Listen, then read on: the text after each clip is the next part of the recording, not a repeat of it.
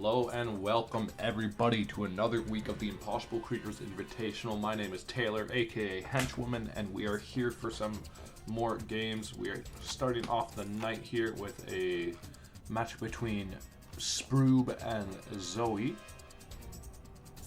And we actually are blessed enough to have Sproob here to join us on the desk tonight. How are we doing tonight, Sproob? Yo, doing good. Looking forward to these games.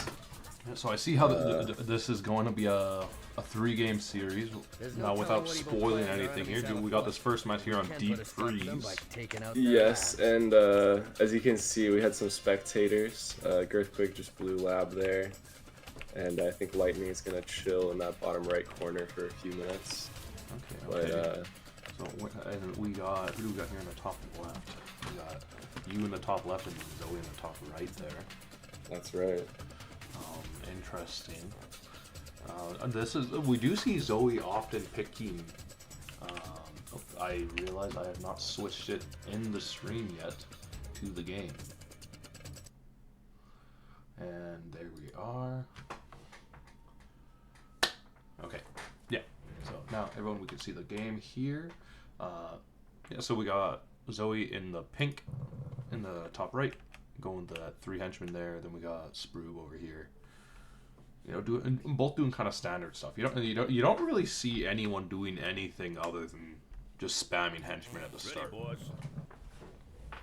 Definitely, you gotta get the henchmen out first to get more coal.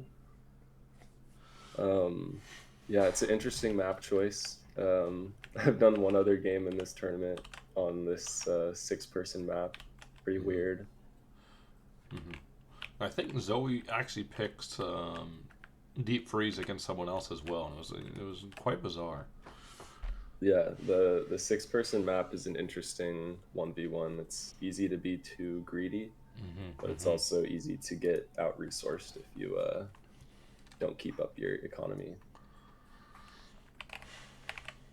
Now I see you expanding down here.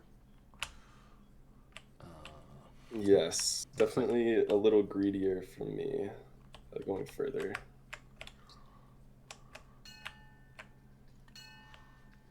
And on such a big map like this, does that factor into your build order at all here, Sproob? Or are you like thinking, okay, well, I have more time before they get here, or do you still kind of go for the same idea? For me, I wanted to try to rush early while also expanding my economy, but it's tough on these maps when you don't know where your opponent is. You have to scout potentially the entire map before you find them. And so as we know, we don't know where each other are. Okay, so you still are not aware as to where each other are. For all you know, she could be here, she could be where she is, or any of these bottom 2. Yep. And she's thinking the same thing here. So it's interesting to see how you guys are both kind of... You're definitely more on the aggression here, pushing some creatures out, pushing them up, trying to find things. Meanwhile, she seems to be pretty secluded, just kind of setting up base. Yep. The main thing I'm noticing here is it seems you are quite a bit faster on the production side of how things were going. Yeah, it's interesting. We're tied on electricity right now. Yeah, same amount of generation, and you have 2 more henchmen than she does.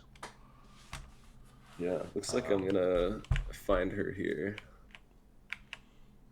And you do have your camouflage units, and she doesn't have anything with keen sense here, so she doesn't even know that you know where she is yet. Yep.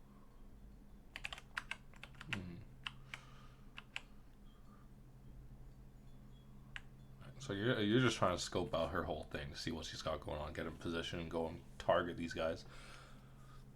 Waiting to strike. She had some camo gazelles there that actually took me by surprise and definitely made that a complete loss for me. She seems to be holding out pretty strong here. A lot stronger than we thought it would go, but I mean, it looks like you got more creatures on the move here. And because you're on the yellow, it just makes it look like you're dominating the map like so much. Because if you look at the map, the yellow of your lab and stuff is the same as the one for the coal piles. So it just True. looks like you're all over the map, just completely destroying everything. Yeah, looks like I'm floating about 2,500 elec here. That's Ooh, definitely not good. that is not good indeed. But you're still somehow ahead of her in pop right now. But I think most of your pop is on henchman, Yeah, which means you will be generating quite a bit more coal there, which provides you much stronger kind of early game. But it looks like you're actually just building the sound beam tower defense, which I don't know. I don't know if I thought that was a good move. You saw that she got artillery there. You know, like can clear that thing out. But it's true. It was not a great move. man, And especially how that clumped you is a have it right lot there. of sound beam That's towers. that's a little rough. But I mean, she does just back off, which I mean, using artillery primarily as a defense is a move. I don't know if I'd suggest it, but it's a move nonetheless. You're moving up here. You got your zebra poison frogs. What do we got here? We got the Toadiddly Don Junior. Is that how you pronounce that? Sproob? Is that how you pronounce that? Dude, that is a flawless pronunciation. Good job. Toadiddly Don Junior.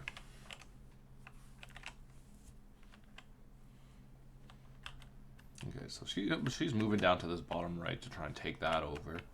She's not really expanded much, at least not in comparison to yourself, who seems to have control over more than half of the map, while she's kind of just sticking to her little top corner there. But she does have the top island, which does have 10 coal piles that she can claim for her own.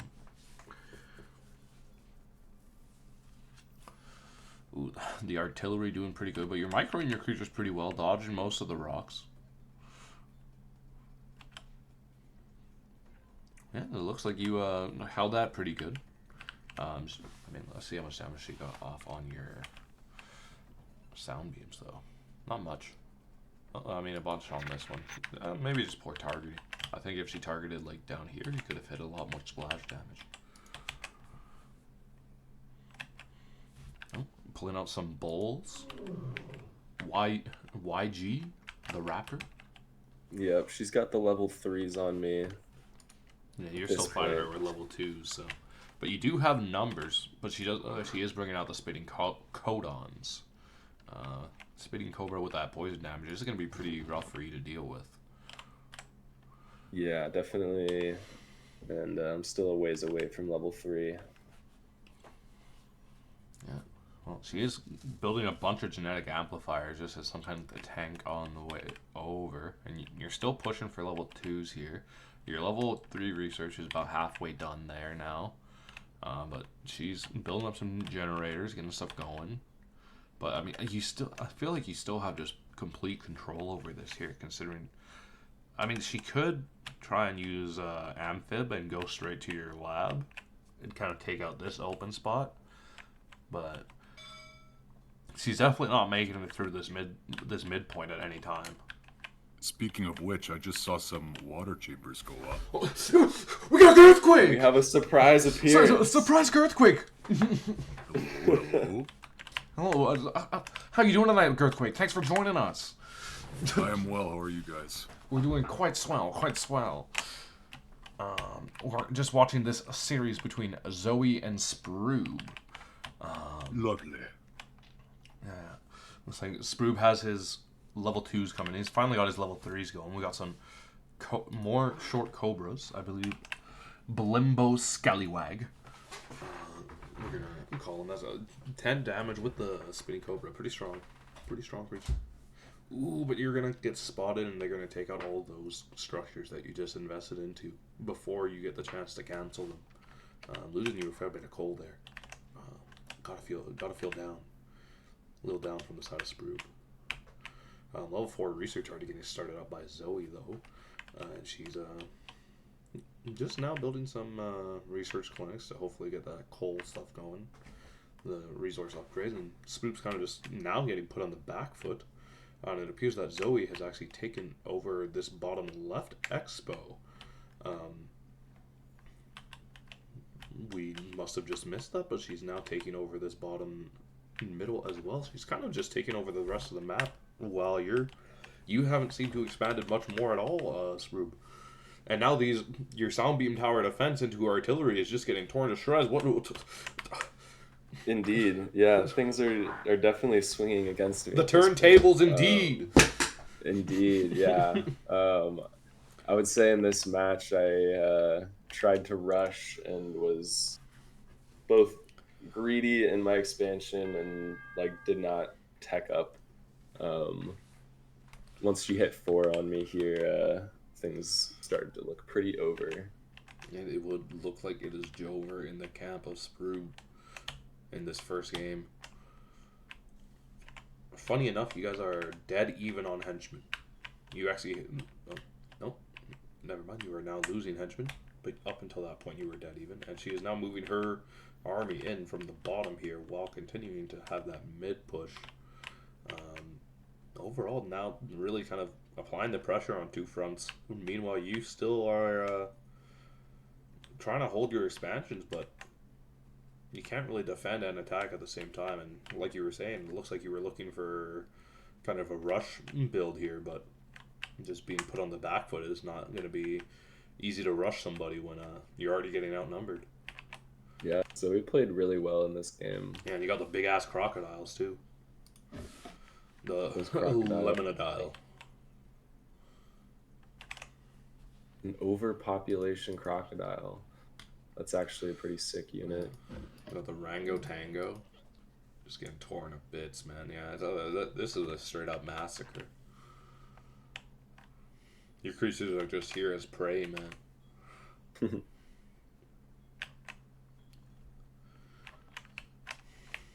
Anything going on at your pace now? So what's going through your brain at this point? I was wishing I'd played differently. Yeah, it appears figured out what you were wishing for. Yeah, Deep Freeze is a interesting map to play in a 1v1 because it can be both land or amphib, and yeah, there I think I was losing by the time she got her amphib, but definitely having that sealed the deal. Alright, well, let's hop into game 2.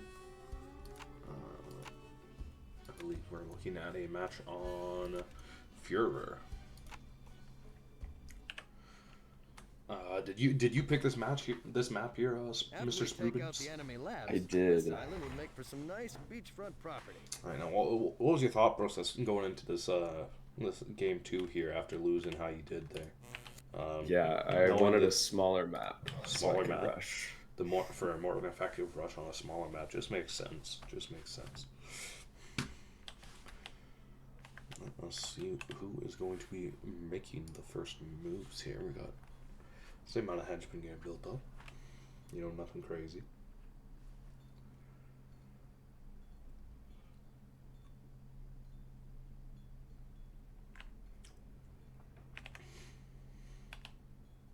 Yeah, just kind of doing pretty standard stuff.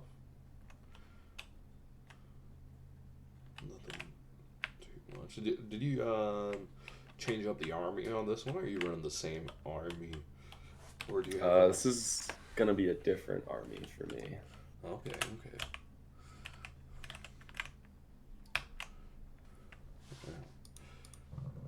He's prioritizing that. You're kind of building these lightning rods on kind of a trail leading towards that geyser, I'm guessing.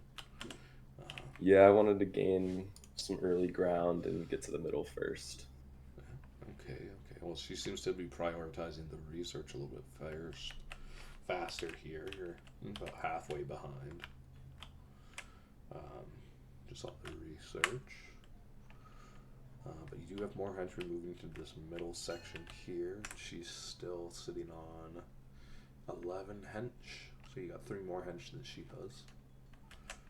You're building your workshop out there, and meanwhile she's still playing on the defensive here. So I mean, if you are gonna rush, this is a pretty decent setup for it.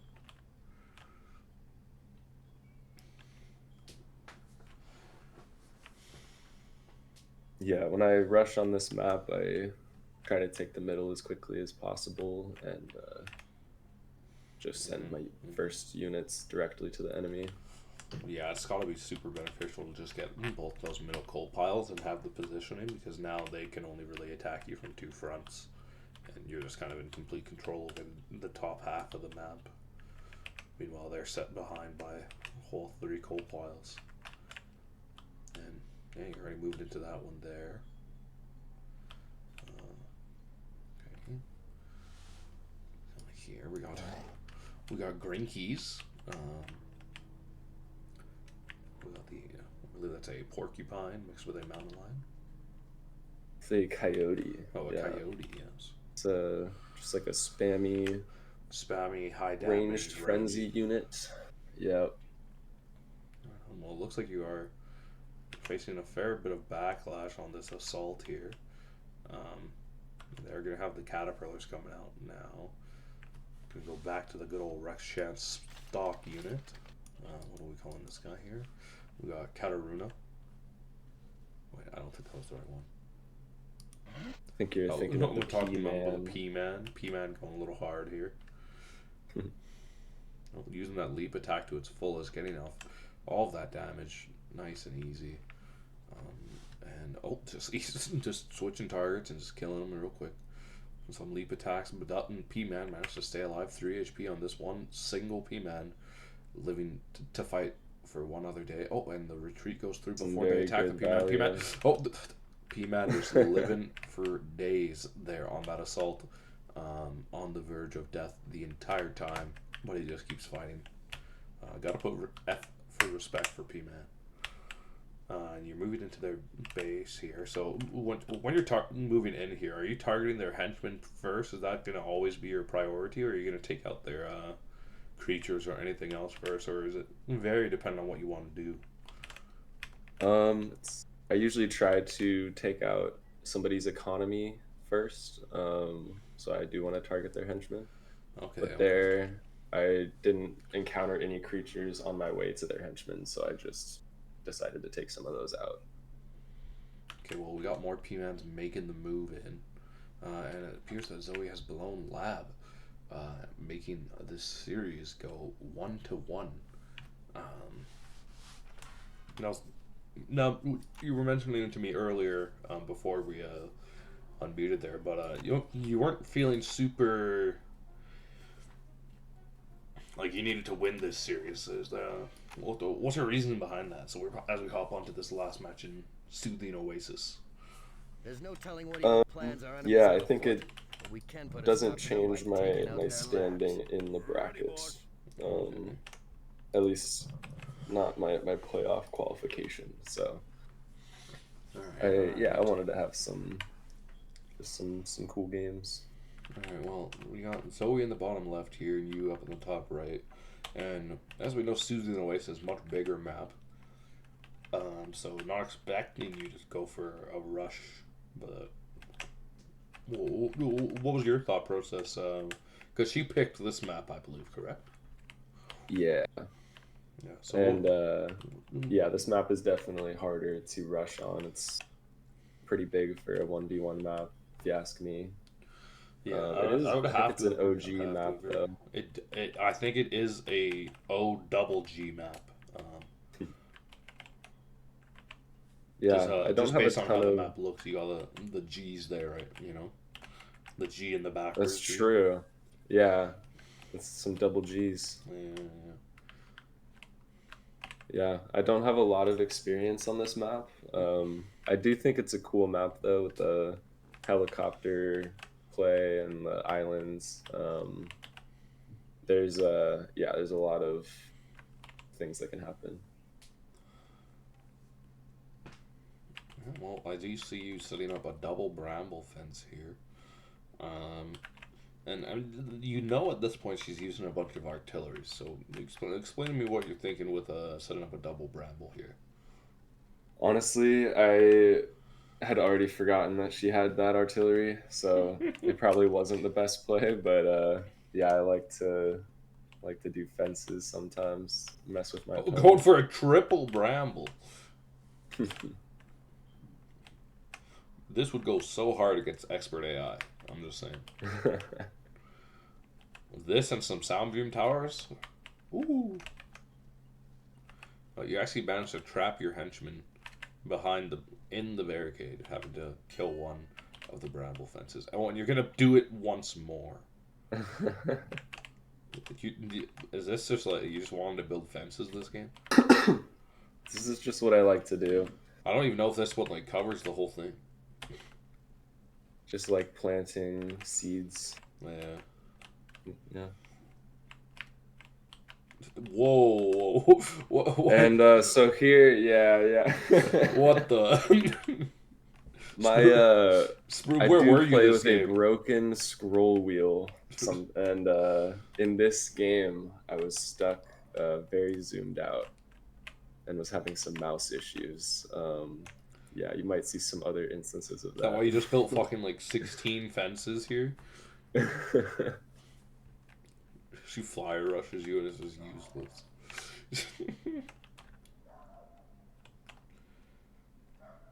Now moving on to the expo, you realize that you've had enough fences in this middle section. Building a few things here. Got that expo going. Let's take a peek at what Zoe has going on here. So we got some creatures getting built up just at her base here. Really defensive, not making any early aggression moves, but building up a bit of an army.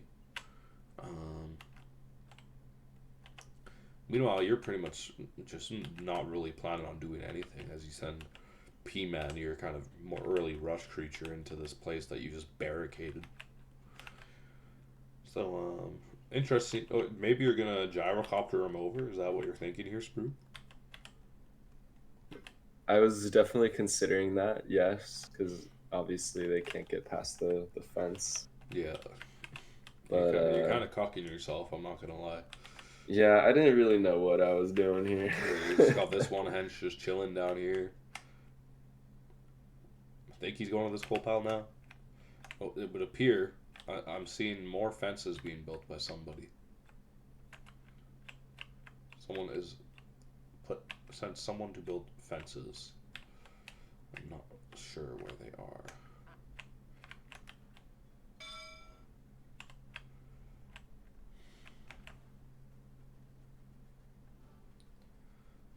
Oh, and look at that. The fences are being blown away by Yeah, 3 caterpillars.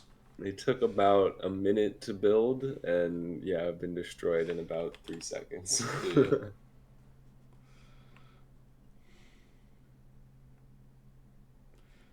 Why are they attacking?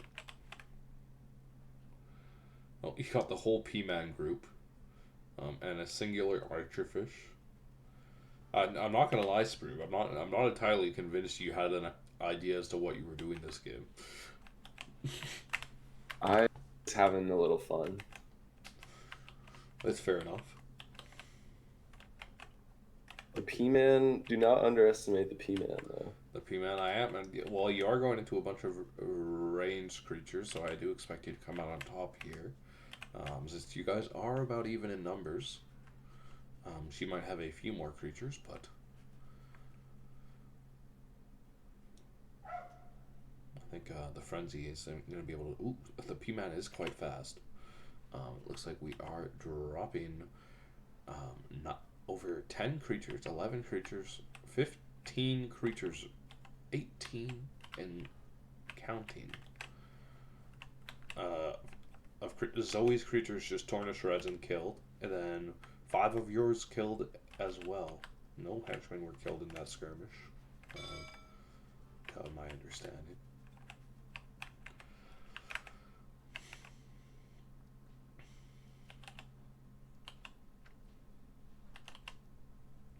Your creature's just on the move here, but they're just getting blown up by those artillery units. Unfortunate. You sent them all up to that top expo and they ran into the non-artillery units and then just get picked off. Yep, Zoe's levels threes cleaned up my army pretty quickly here. Yeah, she seems to get the lead on you in these games, mainly on the research side, um, and then just uses the artillery and just wipes out most of your force. Um, yeah, it's cool. And then it seems you got a bit of a proxy, um, proxy chambers down here. Wondering what the plan is on your end. Yeah, No not sure further. if those are gonna get used.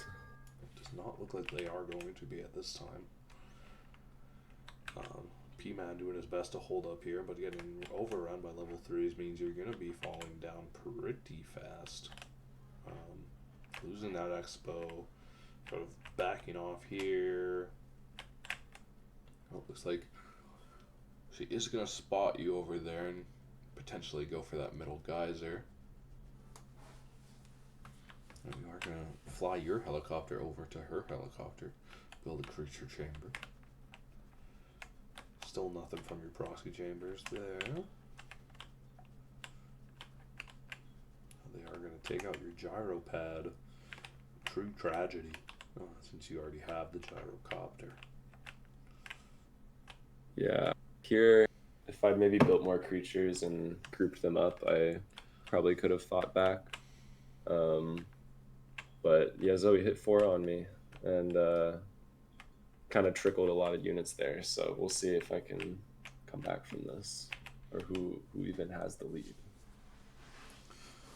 She does have the level Zoe's level 4 4. advantage, but you do at this, and you are behind a bit, but you are floating quite a bit of resources. So want to see what you're gonna plan on doing with all these guys. And it looks like you're building quite a few creature chambers. That's probably over at your lab. I want to say, yeah, over at your lab here, and you are spawning some creatures in now. Oh, but we do got Zoe bringing in the Crocodilio. I think if you take a look at that bottom right island, getting attacked by some amphib creatures there. We are getting attacked by a giant Great play whale. by Zoe. A giant anteater whale. And nothing really you can do here. I mean, your 2 henchmen are just going to gather coal for as long as they can. They're pushing through here. You're going to be pulling out your Balimbo Scallywags to try and fend off the spitting cordons. And we got the Behemoth mixed with the Firefly, I believe. First time seeing this guy. That's one of my goofier units. It's kind of just meat, is it doesn't not? do much. Yeah, it's meat at best. It's not the meatiest. Yeah, it's interesting enough. I mean, interesting to see a behemoth creature as a level 3. Yeah, I thought he looked cool. I can respect that. Seems like her offenses defeated your defenses. Should I say defensed? What a good one for Papa Delta in the chat there. Well, playback is over. You've blown your lab. Yeah. Yeah, looks like as you predicted, these proxy chambers never got used. Yeah, it was a fun game though.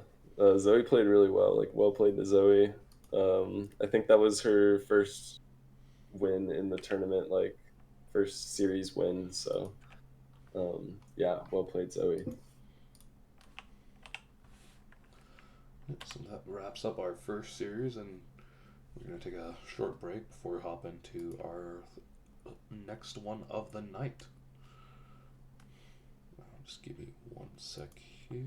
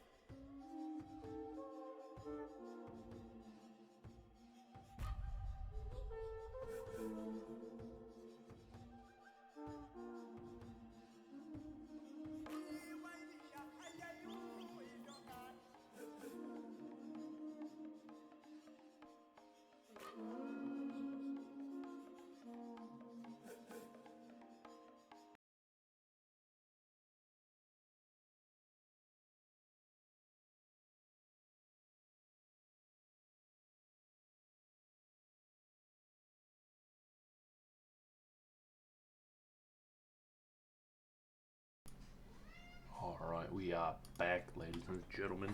Hopping on to game one between Winning and Zoe. We got our first map here of Boardwalk. Zoe at the top here, Winning in the bottom. You guys know what either one of these guys are really known for, you could say? Asterix and Zoe? Winning and Zoe. Winning and Zoe. Yeah. Okay. Well, I know that Winning is an OG player. I think he was around. Like, he was a teammate of Ryan's. You might not know Ryan. He didn't join the tournament, but yeah, strong player.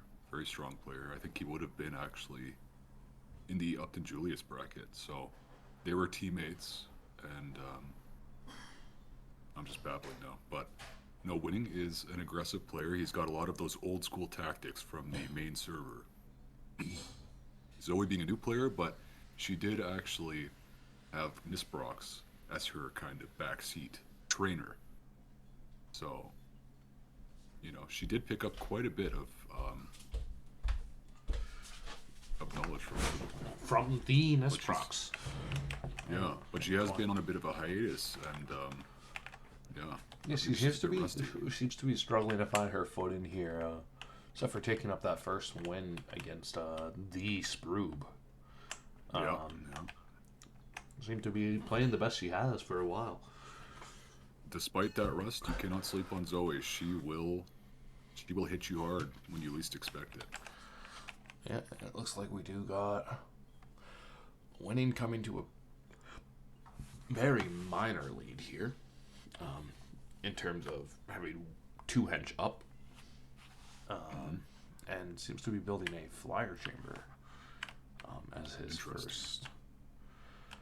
first chamber of the game, I believe. Unless I didn't see. Oh, Zoe did already get one up here. She is bringing those porcupine zebras. Kind of her standard. Here we got, the snowy ammo lobsters. Some camo barrier destroy flyers. But they are going to be fairly low HP, so it'd be interesting to see if he can use them to a fairly strong amount of utility, because they might die just very quick to these porcupines, but only one of them out right now, and more of these lobsters getting built up by Winning, as he's scoping out this whole right side of the map to see how far he can move up. Good use of the camo here as he kind of scouts out the entire area here. This is kind of funny to see, as both matches, Winning versus Zoe, have started off with the enemy kind of scouting them out with some camouflage units. And then, yeah, they just kind of get wiped out. Not really a good use of these scouts here. In my opinion, I think you would have wanted those to be aimed more towards the structures themselves, rather than try to go for some of those creatures, just because you know they're such low HP, right? Yeah. Very glossy. Yeah. But we are going to target a henchman here. It's going to slow down that progression from Zoe, but Zoe is expanding forward on multiple fronts here, kind of easing her way into it, getting her pack hunter caterpillars out there. We got an anti-air tower going up as well. They are targeting that generator. Are going to be able to take it out pretty easily without any kind of force to defend it, but Zoe's building up her defenses pretty quick here, so she's not really in a position of danger. We've got some creature chambers finally going up here in research clinic from Winning, looking to pivot away from his flyers now, most likely, because unless you take out a lot with those early, I think it's going to be too easy for them to just get countered. But they are taking this generator out. Decent amount of damage going on, easily kind of just slaughtering it. Is going to look to that coal pile on the left side here. Henchman rushing over to build the anti-air. But with just two, you gotta wonder if it's gonna be quick enough to do a decent amount of damage. But they are gonna be targeting the henchmen, or it seems they're all targeting different stuff here. So the anti-air towers are gonna be able to withstand this assault. And the henchmen repair that one to keep it alive. We have Zoe's creatures moving onto this bottom right, this middle right expo, I should say, and winning kind of on the building up a bit of an army here now. We got the Mana War Lapier, I think. Taper. It's a Tapier Mana Tapier. War. Yeah. That is a pretty good, quite cheap for like a meat unit. Yeah, I was And, thinking the same thing. Fairly good. We got Zoe's creatures making the first assault here, and the level 3 from winning gonna meet them. Pretty sure they're gonna win this outright. But is deciding to play on the defensive, pull the enemy creatures back a bit more, get a bit more of their creatures, bring in some range units of their own with the Lioness Bombardier Beetle. But they are at this point hitting more of your own creatures, so not exactly the best micro, but Tapier Mana Wars have regen and immunity though, so Okay. they pair pretty well with the Bombardier, which is like a low damage poison artillery. It's not going to do too much damage to those meat Okay. units. Okay, so it's more so the combo is pretty good. Okay. Yeah, it's a Okay, pretty I good gotcha. combo actually. Winning's kind of cooking with this right now.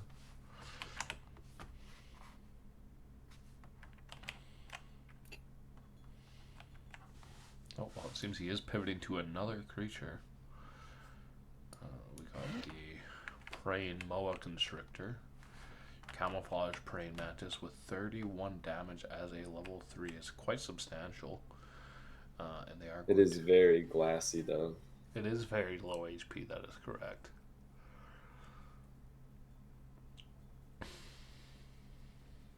He's doing a good job of taking out Zoe's economy here. Kind of a raid.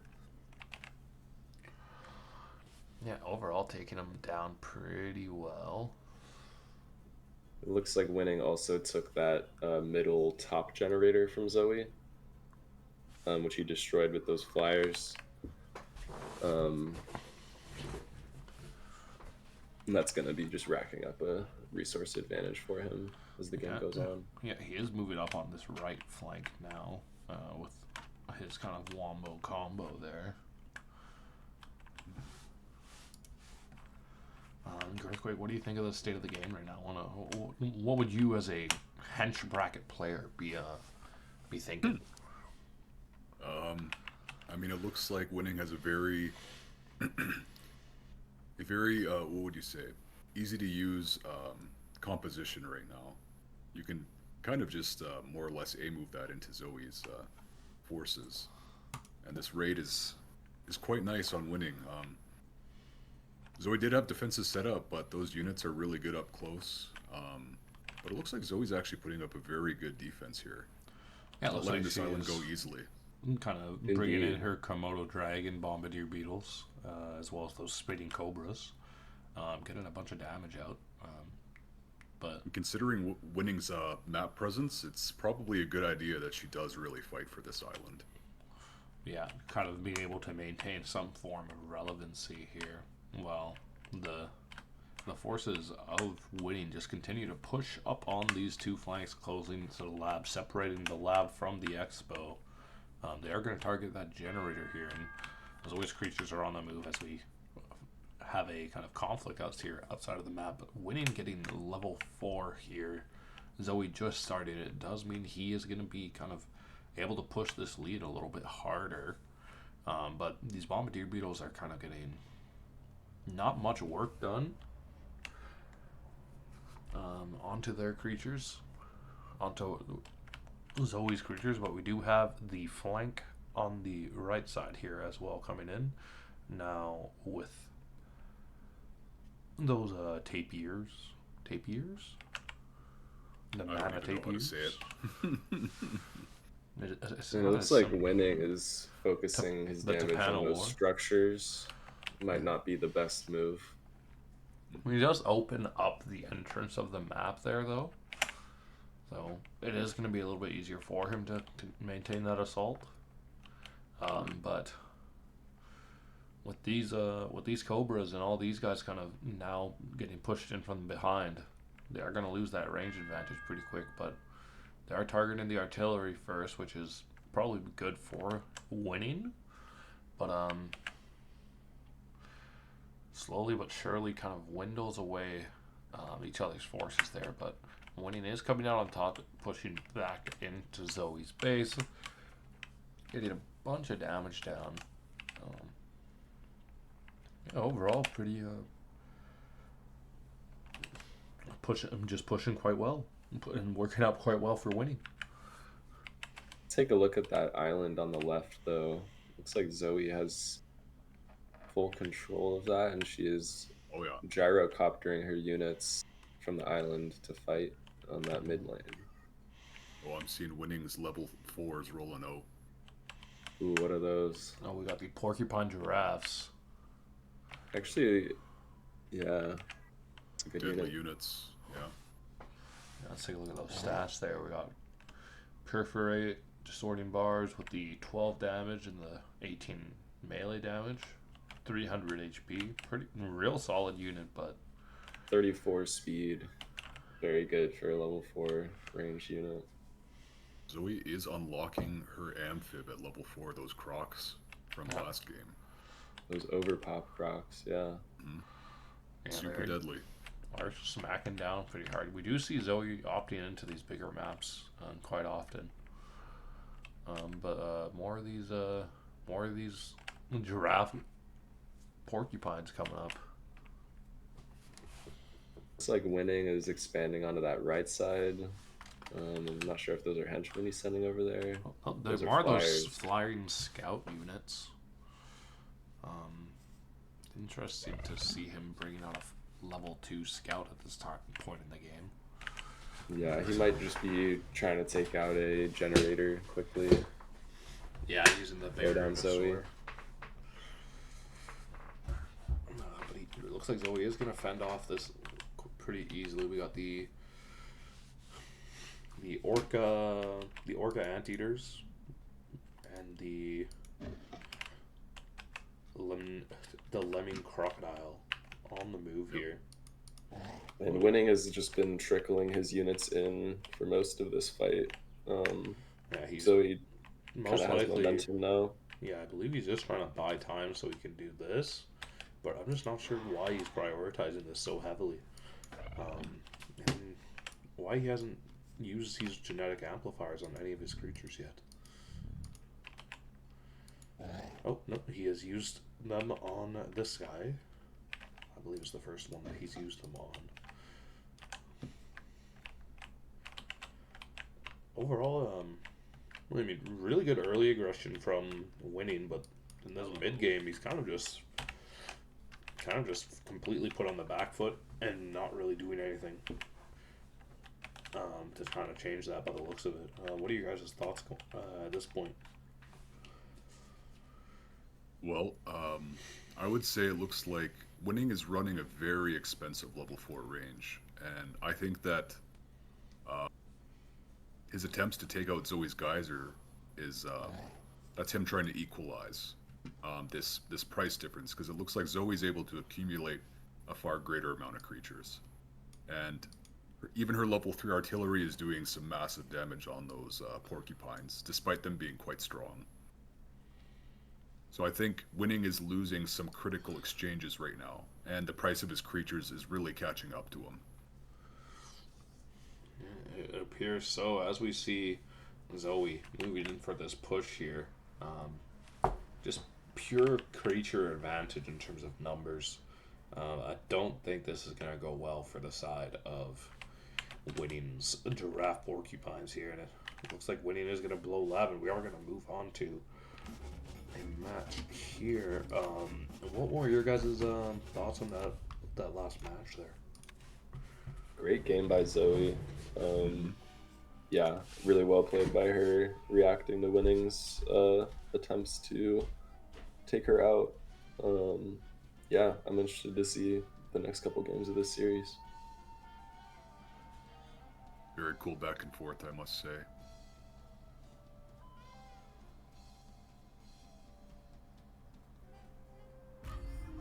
Seems like Zoe really capitalized on her effectiveness of her level 3s.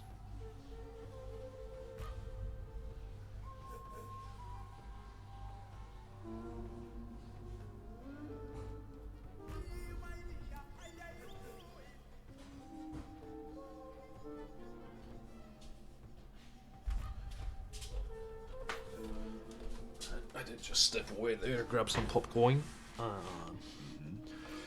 And we are going to move on to game 2 in Vacation. If we can take out all enemy labs, So this this is a island is ours for the smaller taking. map, so maybe we'll see more of a rush from Winning to equalize this match here, as we are one game on the side of Zoe at this point. Could it be a Vacation game in 2025? Say it ain't show.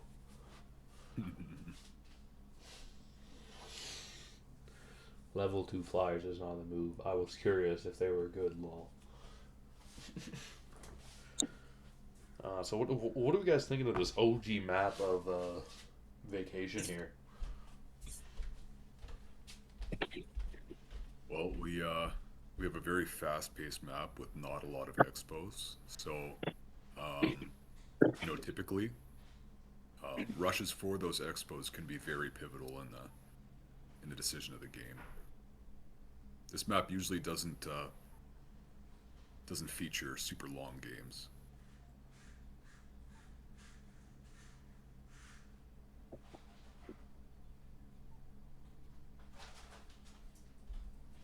Let's see how this plays out. We got Winning getting the level 2 out a bit earlier. Oh, never mind. Just the UI is being a bit weird. Both grabbing level 2 around the same time. Creature Chamber getting put up. Both grabbing it pretty much exact same time.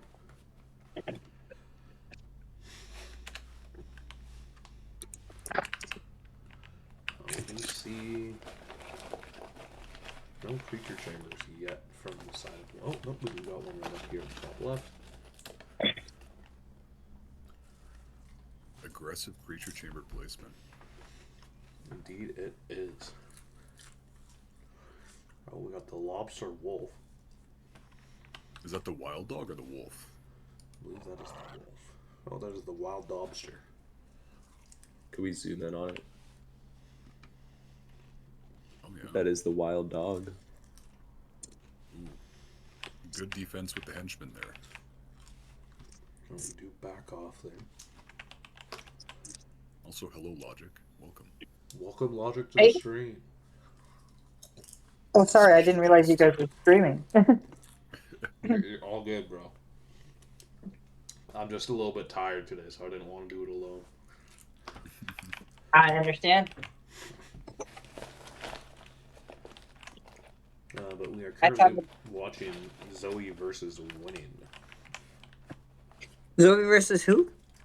Winning. Winning. Oh, okay. Yeah, I don't know if Zoe stands a chance in this matchup. Well, she did take game 1. She did? Yep. Holy. And we're currently seeing Winning pushing a bit hard here on our game 2 in Vacation.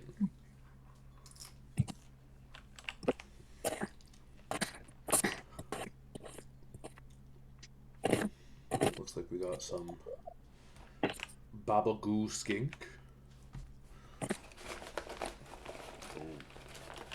But as always, creatures moving into defend here. Some of the artillery is going to be really useful in this map as it's super choky. That is true. Very true. Well, but she is getting swarmed hard here. Yeah, it does seem like winning does still have the advantage despite the benefit of the artillery, but kind of goes both ways. The artillery is now going to be splashing onto your own units as well. Mm-hmm. But we do see the sound beam tower get built up, and then another one getting built up. Oh, I know, another lightning rod, actually. Zoe just entirely on the back foot here. Not really much she could do as of right now.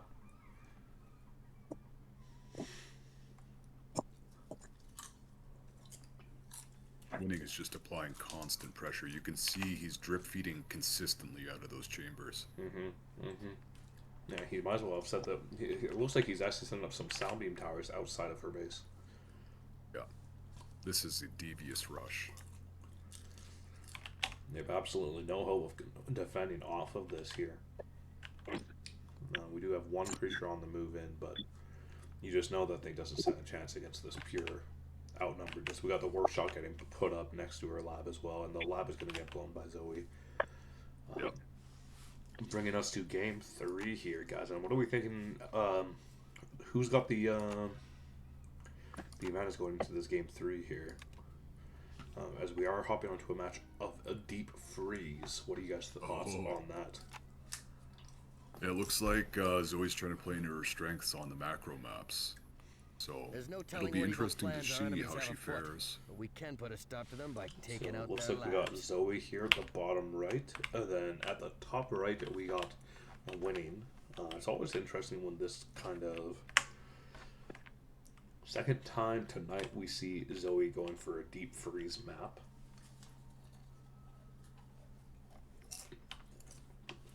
And you notice that she does aim to be more of a macro player with these larger maps, allowing her more time between movements.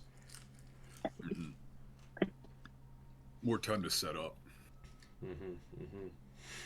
Looks like they've gone pretty close to each other this time, though. Yeah, so we're going to see how that affects the outcome of this match. And they both know where each other are already.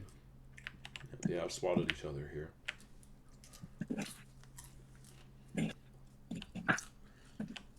It looks like we are going to see a Bramble fence getting built outside of Zoe's base. Now, what this does do, besides just block it, is actually gives them a bit of vision of the area to allow it to kind of limit her expansion, I guess. At least in that direction. It would be interesting if the fence gave more vision, but the fence doesn't give too much vision. You have to have a quick reaction time to see anything passing it. That is true, but it does at least minimum only limit Zoe's entrance to up here, blocking off that upper coal pile. Mm-hmm. It definitely stops that from happening. Mm-hmm. Yeah, but we do see Zoe actually expanding to the left side of this map. I'm going for the geyser here on the right, or on the left. Because I guess he's going to just try and take over this whole side of the map because she knows that he's up there in the top right. Is building up her base up little by little. We got this expo right in between her lab and her expo getting taken over by winning.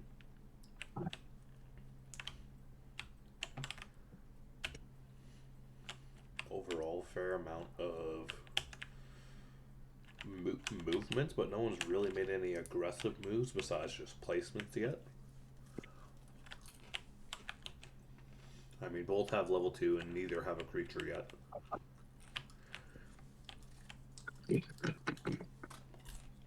So it's very much a game of resources. Be interesting to see who makes the first move actually here. We got those lobsters coming out yet again from winning. Cheetorpian actually. Moving them into position. Likely just trying to limit the amount of expos and stuff that Zoe has with that barrier destroy unit, the high damage.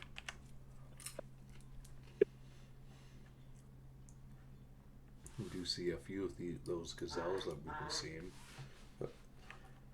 from Zoe.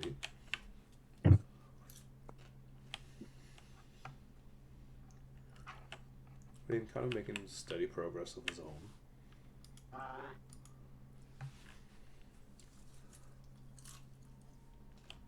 Level 3 research already coming out of winning here as he starts building up some swimmer chambers as well. Not sure where he's doing that. Oh, looks like he's going to do it just on the bottom side of Zoe's base here.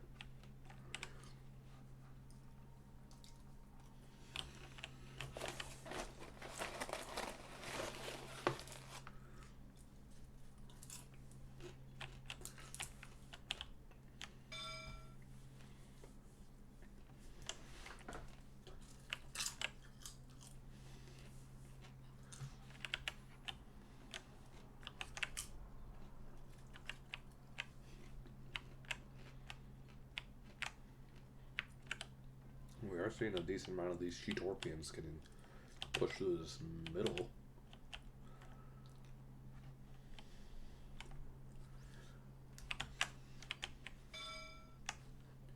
Moving it in there, and we're seeing a sound beam tower defending fairly easily. It does have a little bit of a rougher time, but not really much. They're too low HP to be able to live through that.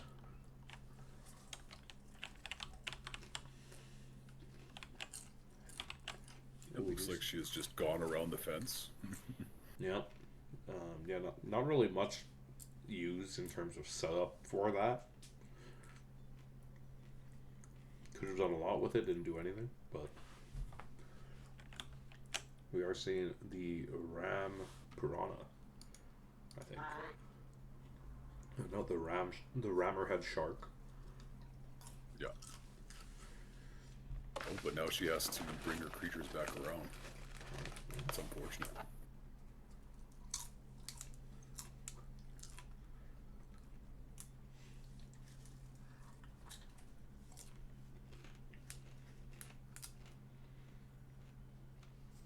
But they are getting Ready, boss. a decent amount of damage off. When these creatures overwhelming Zoe's pushing in pretty hard. Zoe's moving in a few more creatures. We got the hyena cuttlefish on the move. Oh man. Winning Oh, his and they pincer are is targeting going the pretty lab. bad. Not a whole lot Zoe can do here. She's got nothing nearby, no creatures near here, no creatures at her expo. And even if she did, it's not going to take them. They're going to take too long to get there. So, kind of just looking like it's over on the side of Zoe right here. Yeah, she doesn't seem to have any chambers nearby. Oh, she's now building chambers over here. But it's quickly spotted out by winning, who's just going to prevent anything from really happening. And we got Zoe building the spin cordon, which isn't going to be able to do much, as you know they're going to be right on top of you with the melees. So it's going to be really rough for Zoe at this instant.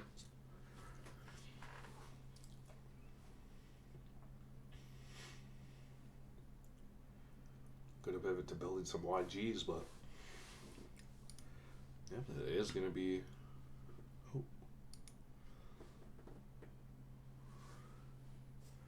So it clicked off there. Zoe building some sounding towers by the looks of it somewhere. But their lab is going to be starting to get smacked, and yeah, overall just super overwhelmed. They can't really do much here at this point with the cuddle hyenas just being all over the place. It's going to be rough.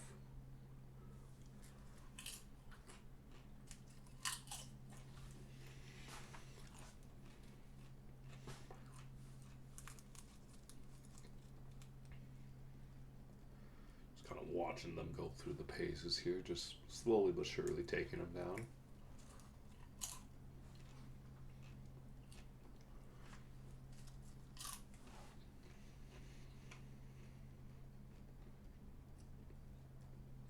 It almost looks like Whitting's creatures are defending Zoe's base at this point.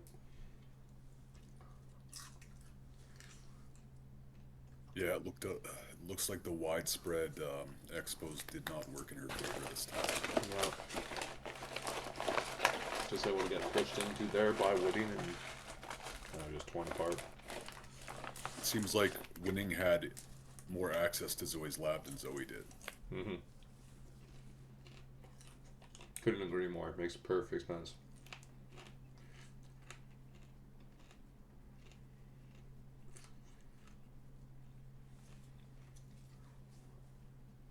With those proxy water chambers down below. Yeah. Nasty work.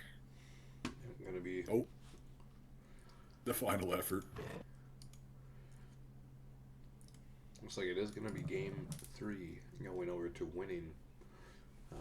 Deeming winning the victor of the series here.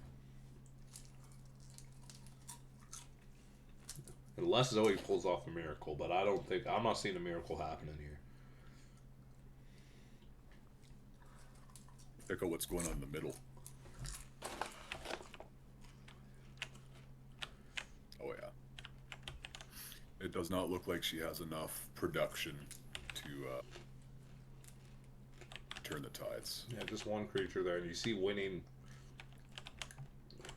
I mean, just look how much winning is like hovering. Yeah, he's floating. Floating, yeah. Looks like 6,000, 7,000 resources.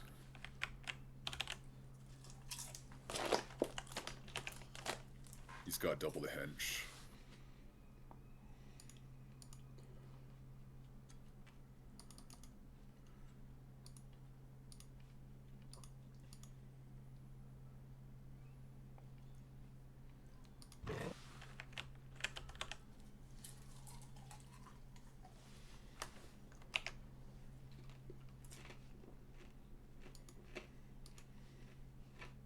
Alright guys, having a bit of technical difficulties here.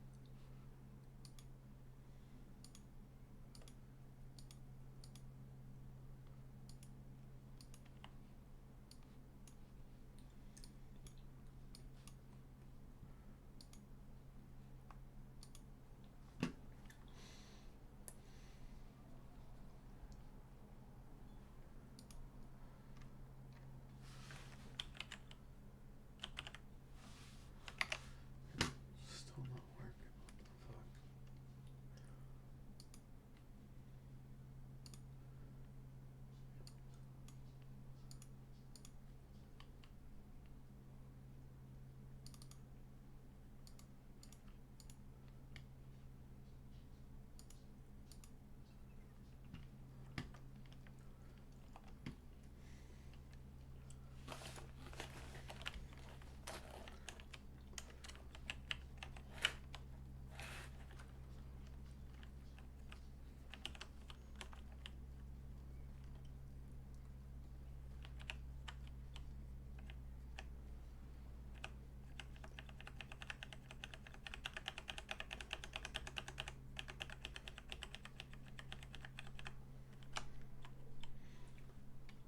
And that is going to be the match going the way of winning.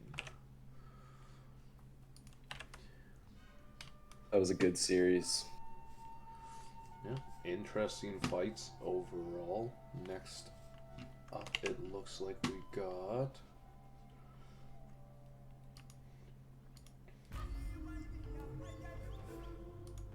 Nothing's working for me right now. Just give me 1 minute.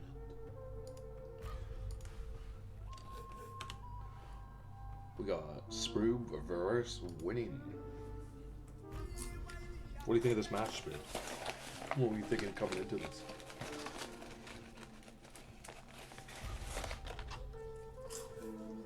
The stream isn't working for me right now. Definitely knew it was going to be a tough matchup, though. Yeah. Tough matchup. All right. Well, let me load the replay in there.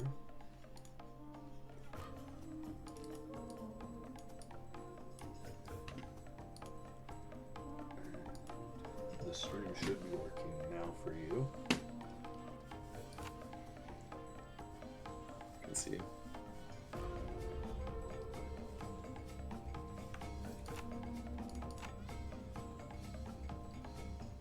Starting off with game 1 on Soothing Oasis. Again, please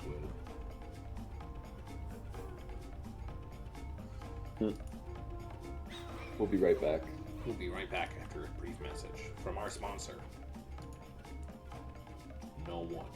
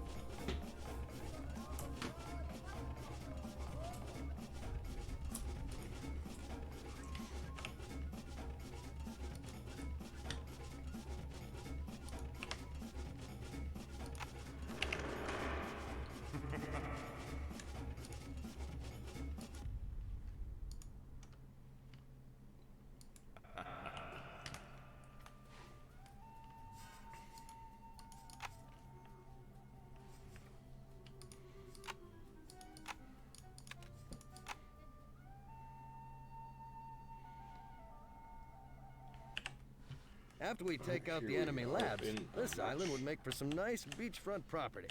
Soothing Oasis, we got winning in the bottom left here, Sproob at the top right, I think. Oh no, winning top right, Sproob in the bottom left. Yeah, so what do you think in the Soothing Oasis match here? What was your mindset coming into it? Yeah, I don't have a lot of experience on this map, so just kind of improvising and trying to, expand my economy. Makes sense, makes sense. Love to see it.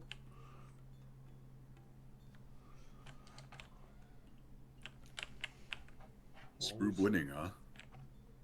Yeah, we're hopping into game 1 of Sproob versus winning. What's your take on this matchup? I'm super curious to see how Sproob adapts to this map compared to his Zoe game. Yeah, see Did this happen before or after the Zoe game? Before. Before. Okay. Okay.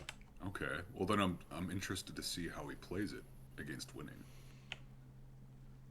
Sproob versus winning is an exciting matchup, honestly. It really is. Yeah, well, we got Sproob going for the bramble fence here yet again. Yeah. Going for the We got double. two players of relatively equal skill level, but I feel like Sproob is better at the macro game while winning is better at the aggression. So Well, it'll be He's got interesting those to old see school what comes out. tactics. Winning yeah, it's taking definitely. Expo there. Sproob yet to take up a second Expo, or a first Expo, but does set up the bramble fence. Man, looks like he's pushing for a bit earlier over at level 2. Perhaps looking for a bit of a P-man rush. P-man rush. Is moving to these middle 2 Expos. Has sent... I don't think they have sent a henchman to this bottom right one yet. And have not taken that one directly with their base. So Sproob kind of on the back foot in terms of coal at this time. In comparison to winning, as winning's already got his expos up as well as generator and everything. Sproob's covered more of the map. Ooh. But winning has barrier destroy units at the fences already. Ooh, and that is going to destroy that barrier indeed.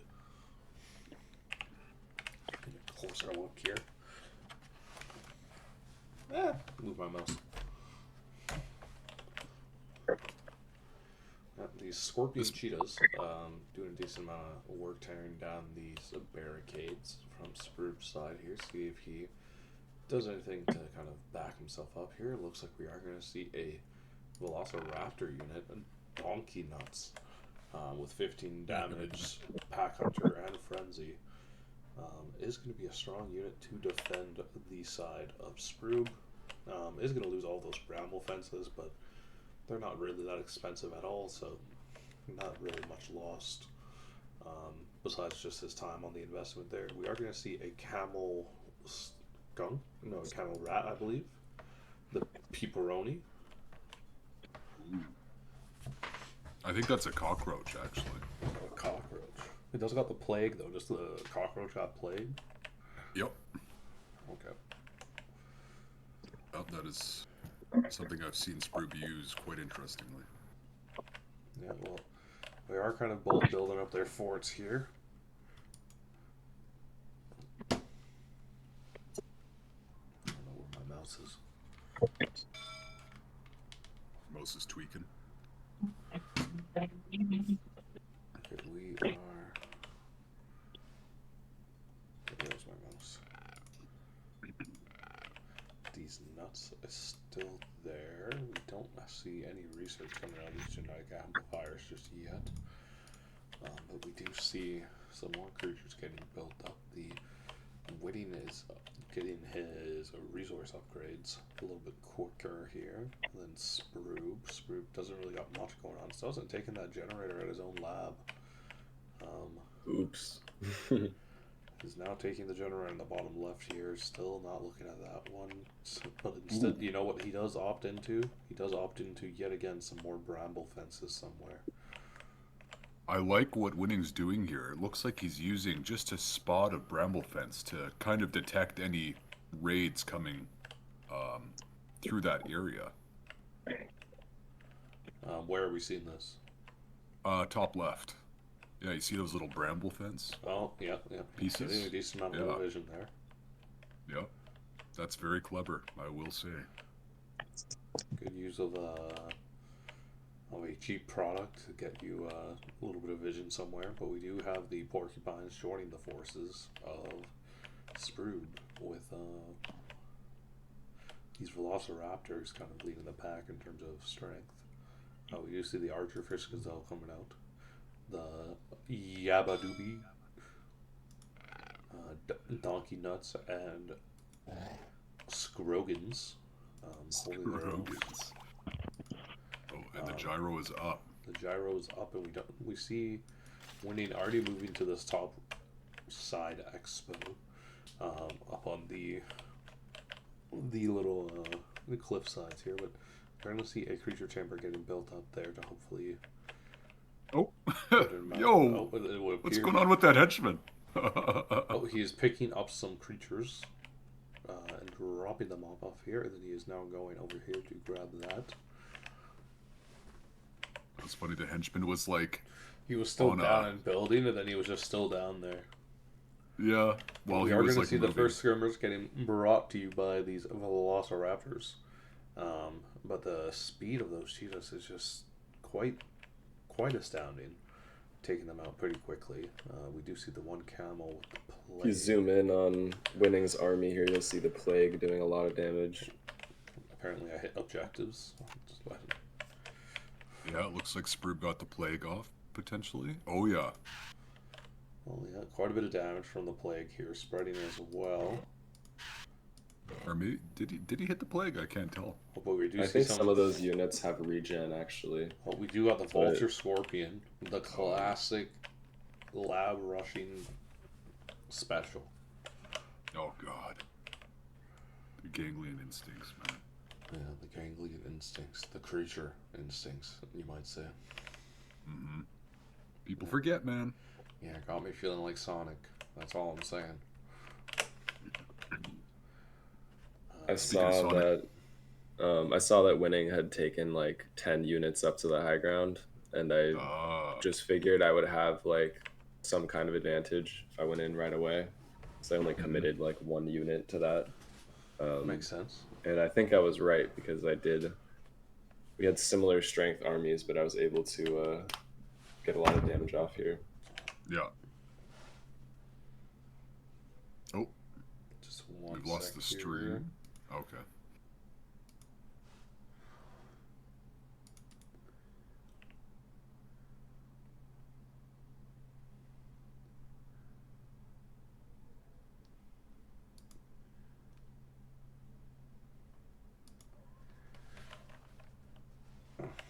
That should be better.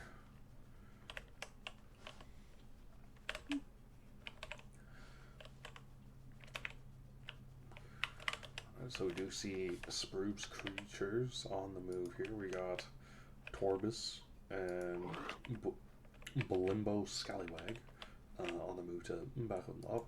We got the Hyena Cuttlefish moving up here from winning to defend that upper expo. Meanwhile, Torbus is being spawned. Are those ram tunas that Winning's using?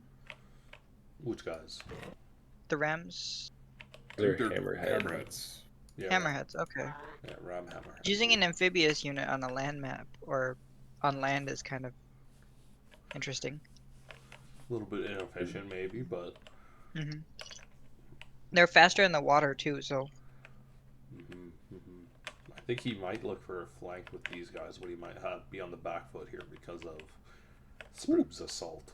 So Yeah. that might have been what he was thinking, but then he's now getting overwhelmed a little bit here. We do see him primarily building those guys there, but he also could be just trying to get the immunity off since he knows that the cobras are so plentiful. And here, like, the melee units are doing a really good job of protecting my ranged units. Yeah. Just kind of like a wall. That's what you want to see. Yeah, really solid kind of just positioning by you here, Sprube, with your creatures tanking up on the front line while your range units get off as much damage as they can. Given your range units are a bit more glass cannon, if I'm not mistaken. Yeah. Kinda, yeah. Yeah. Which, when you have high damage units with like these Rammerhead sharks with the 25 there, I think. No, 20. Yeah, if Winning had not had immunity on those creatures would have been torn apart. Yeah, indeed they would have. But looks like they're torn apart regardless. And we do have Winning with some last minute Soundbeam towers getting built up here to try and save face as he builds up a bit of an army in the bottom right. Or on the right side of the exterior. But as we look, we got some flyers actually attacking the lab directly of our boy Sprube. Who is just going to use the lab defense there against the Vultures Scorpion combo, but that's exactly why we saw that in base game be so easy to abuse, because without the lab defense you can just get blown away like this. Yeah, but looks like you are going to be withstanding fairly well there as your forces move into his lab as a more definitive win. But you are going to need to do something about your lab here as you now cleared all the stuff around it. You're now building your anti-air towers. A little bit late on that, as they're now targeting you directly. But what really all can you do there? Now they're just gonna keep targeting them and targeting them, but might get one hit off every now and then. But you got some range units on the way back here, so should be able to hold off for a fair while. You do have a fair bit of electricity too, so you're not super worried about losing your lab defense. You do have more creatures on his lab, and you have something going back to defend yourself. So, not too concerned. I'm guessing. Are you here, Sprube? I wasn't too worried. It is interesting to see you send melee creatures back to defend a flyer raid, but we don't gotta worry about that too much because they're there to tank. Oh, wow. Those ranged units really did get blown away pretty fast by the flyers. Yeah. They did, so I knew I had to amass like a bigger amount of them, and actually intentionally let my lab do some tanking there for me. Yeah. I took off the lab D and he just immediately tried to kill it bought me some time to just do damage to his units without them damaging my units. You can see he was actually drip feeding the flyers in from that upper expo. You do see that, so he's keeping them nice and numbered. But he is now deciding to back them off as they are getting overwhelmed by Sproob's Cobras here. Meanwhile, Sproob's assault has just finished and their lab is destroyed. Lovely. So really solid kind of statement opener for this series here as Sproob takes him down in game 1 on Sulian Oasis. We do now hop into another match on Eroded Duos for game 2 here. Unfortunately, this will be a quick one. After we take out the Oh, enemy no. labs, this island would make for some nice I did not Spoilers! realize this Spoilers! was a water map. Oh. Yeah. I'm just explaining it. We are seeing winning down at the bottom, Sproob at the top here. Just kind of both grabbing some henchmen, both doing their thing. This map is quite nice looking. I just don't like it. But like, I like how visually it's dope, but I just don't like it. I'm with you on that one. I do find, I think it's the simplicity. It's just a little bare for me, but like it does look aesthetically nice, especially like the coral. Yeah, the reef coral images. reef right here is super cool. I'd want to see some kind of coral reef map. I think that could be a real cool thing. But we'll have to see what happens in IC2. No, back in the day, a lot of the old heads were quite fond of this map. There was a lot of competitive 2v2s played on this one. On Eroded Duos, I believe. Yes.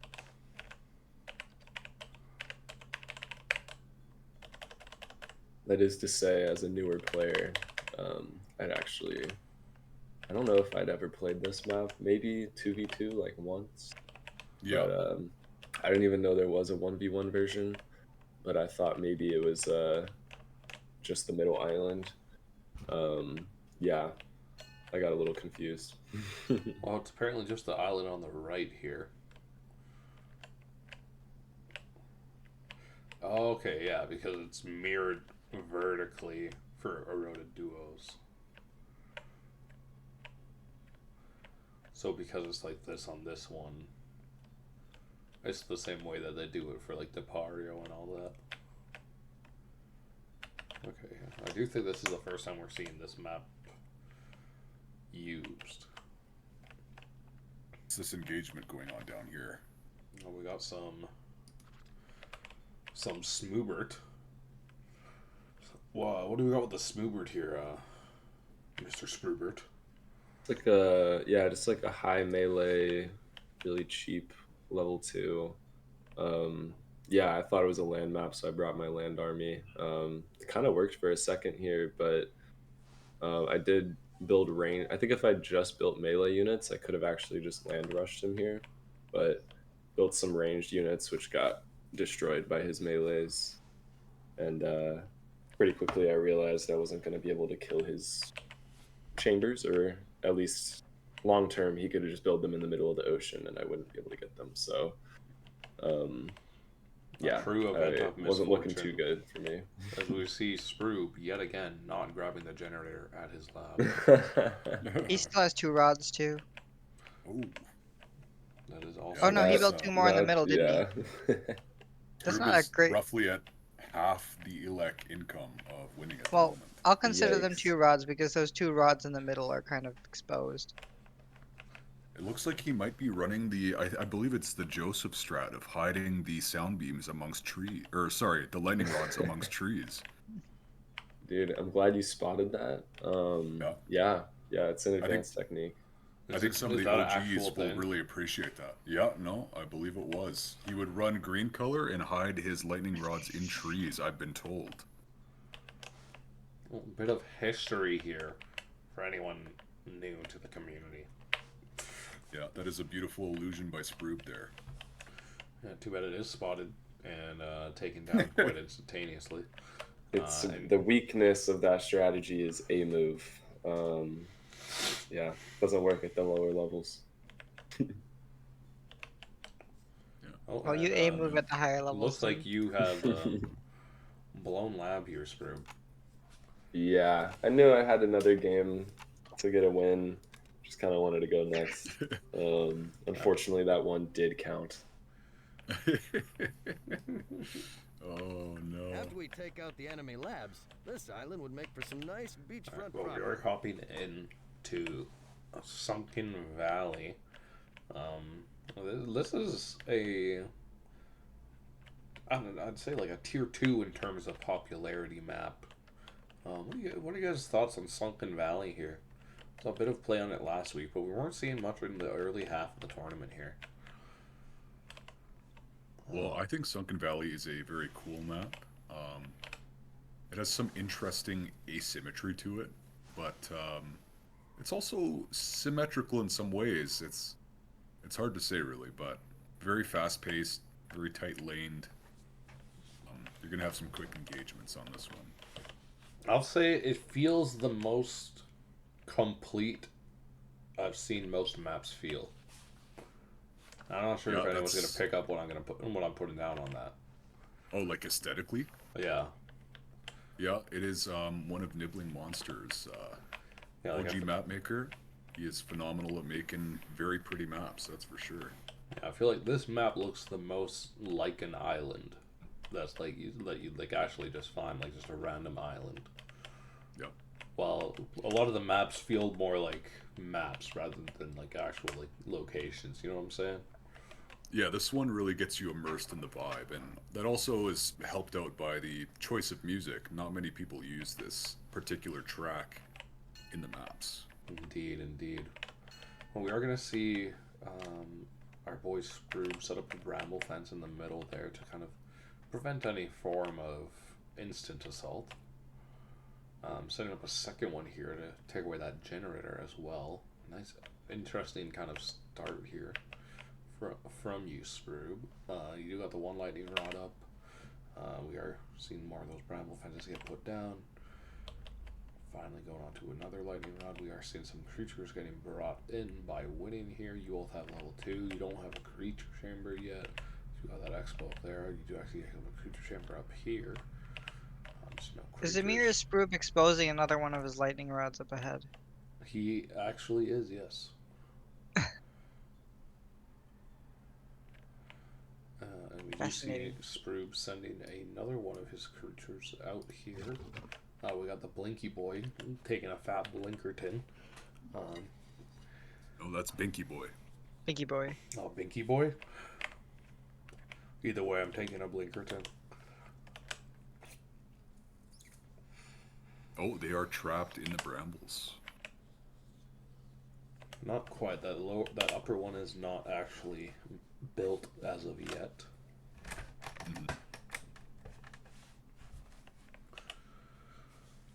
But we are seeing quite a bit of pushback from Winning's creatures here. As Blink Boy, or Binky Boy, gets sent in a few more. Some camouflage regen units. I think we got a few in here. We've got the spitting cupine.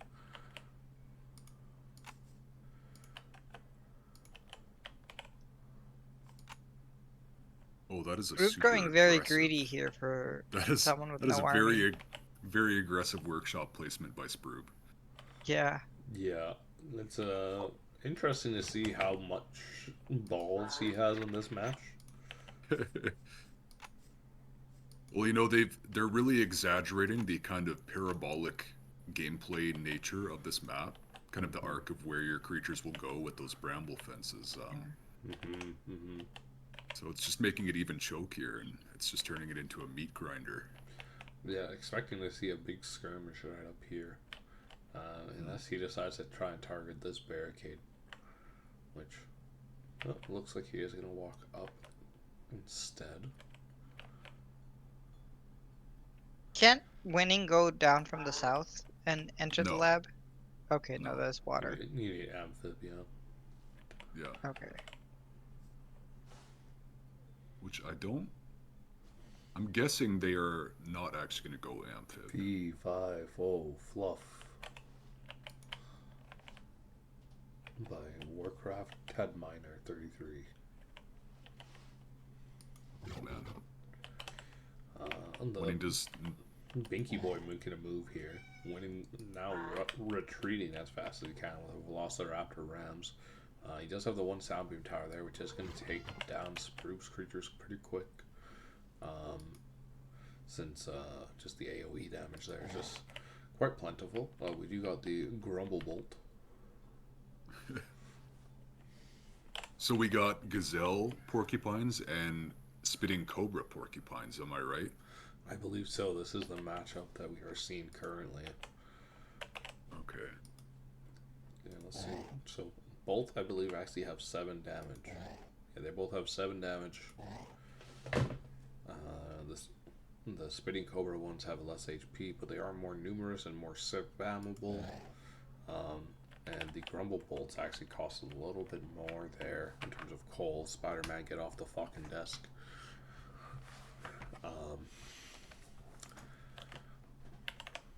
Yes. Yeah. Oh, we got Michael 3. Lamberguyers. Yeah, and we are seeing them move in alone as we see the Gazelle Porcupine stepping back. Hopefully just to mitigate some of that splash damage, as well as kind of just be a secondary force or a bit of backup there.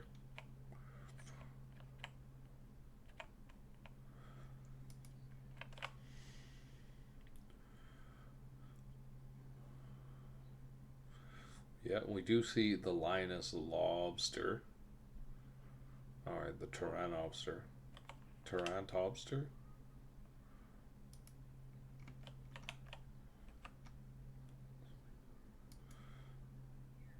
Oh, interesting.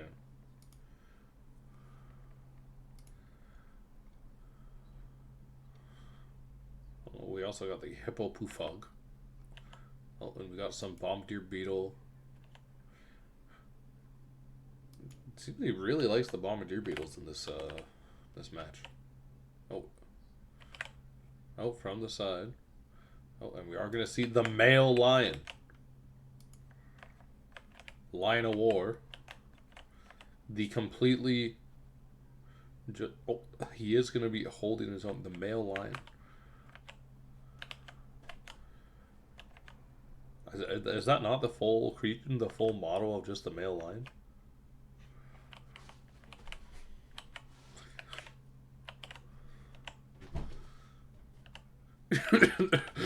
The male lion or a farming.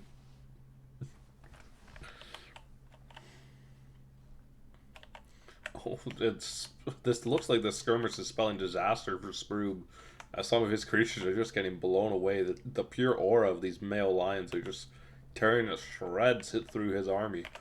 And you got more Bombardier Beetles coming in from the side to get more artillery up. Meanwhile, we got more people pushing it through the top. We got the giant octopus, the giant ringed octopus mixed with the gorilla, aka Stumpus, moving in 29 damage on here, hurting on their decent enough creature with immunity. Going to be good for these Bombardier Beetles, but we got the male lions backing them up, and we're going to see more creatures moving up as they move into a skirmish up this top here. We got lots of meats moving in, lots of meats on both sides, lots of gorillas, and they're going to be battling out. They got the one sound beam tower to get the warning off. Now we're going to see the giant ringed octopi moving in, but we got the Winnie's creatures just moving down, scrolling away. We got Michael 3 making his final move here as he's going to get taken out quickly by the Bombardier Beetles on top of the male line, and even the level 3 Lioness, but just multiple movements coming in here, but it seems neither side has lost too many creatures, but we're going to see this all change as we now see the... with Stink Cloud's getting dropped down, and... I don't even know what's going on here. Someone fill me in on what's going on.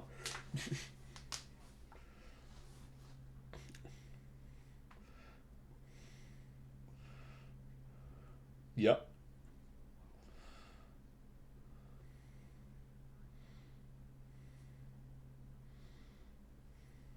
Yeah, Winning just kind of taking over this middle portion of the map, forcing Spruem into the bottom left corner.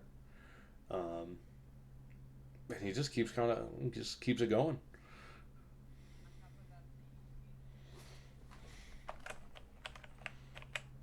Mm-hmm. And what are we doing with these stink clouds? What is this? How is this affecting the skirmish?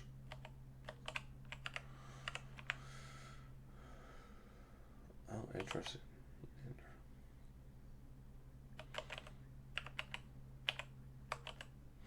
Okay, and we are seeing some. Oh, and it would appear that Scoobart is pulling up to the function with the. I don't think Discord audio is audible to anyone on stream. One of y'all say something? Oh my god, it's still muted.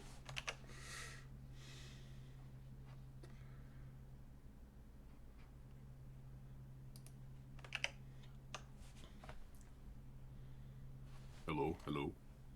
Alright, you guys should be good now. Discord audio is going. We got the stink clouds coming in.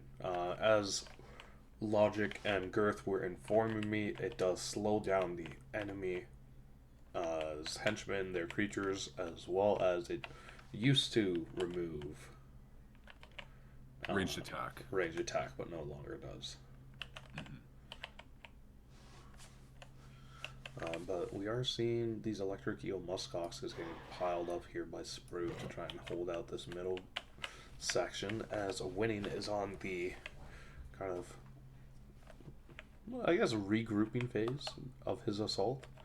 Wow, this is an insane battle on Sunken Valley. Holy.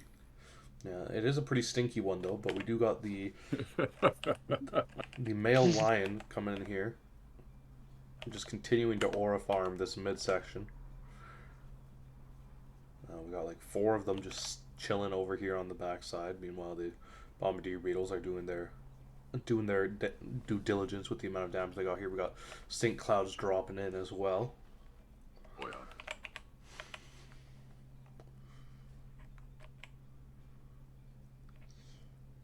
I had no idea it didn't deflect range. Lamau. What didn't? Stink Cloud? Oh, that the stink cloud removed the range? I used to just disable the range. Yeah, it used to. It wasn't deflect. Oh, we got the male lines moving in. But they are getting met by these choke points and structures as the giant ringed octopus holds off, and then the bombardier beetles coming in. I can't believe my eyes. I think someone just hit level 4 on Sunken Valley. Is this map commonly over quickly? Oh yeah, usually Generally. level 3 at most. Early level 3 at most. I think the biggest thing that caused us to go this long is Sprupe setting up those chokes early game. Yeah. Mm-hmm. Kept anyone from truly advancing. Yeah, especially with both of them heavily reliant on all those artillery units for the extension. It looks like it was Winning that went level 4. Ooh, I see the giant Or- cobra. Is it both of them? They both went level 4. I believe they Like, both are on level 4. The Correct. hyena killer whale is also level 4, so yeah. Mm-hmm. When did Sprupe fence off that south end? Fairly. That was one of the first things he did in the game. Oh, okay. I don't remember that. I remember him fencing up top. He fenced off here and here. Then he had Okay, the units that were trying to take this generator. got it. Yeah. And then we got these bombardier beetles mixed with the shield bug, I think. No, something else. Doing a decent amount of work. And then we got a poison frog creature coming out. And do love me the poison frog. Sweet lord. Birb's gonna need some artillery support with those sonic units, otherwise he's gonna be in a bit of trouble against those sound beams. Those sound beams, not to mention the sonic unit, the artillery that Winning's got. I can just push into them quite easily. Yeah, here we're Oh, gonna God. see they're gonna get cleared out right there. Boom. But That's a lot of money. they're holding a fair amount of life over it, but they're still pretty much getting wiped out. And we do see those cobras coming in from behind too, which are just gonna end the fight right after.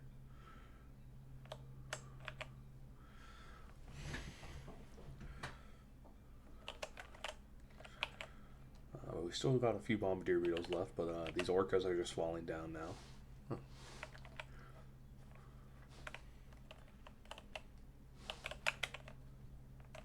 Sprube's melee, the hippo snakes are doing some serious damage on those, well, spitting cobras. In fact, they are. Did not even see that there until now, but we are seeing them grouping up to tear down these spitting cobras. Those hippo. I wonder which. Boa constrictor. Boa constrictor.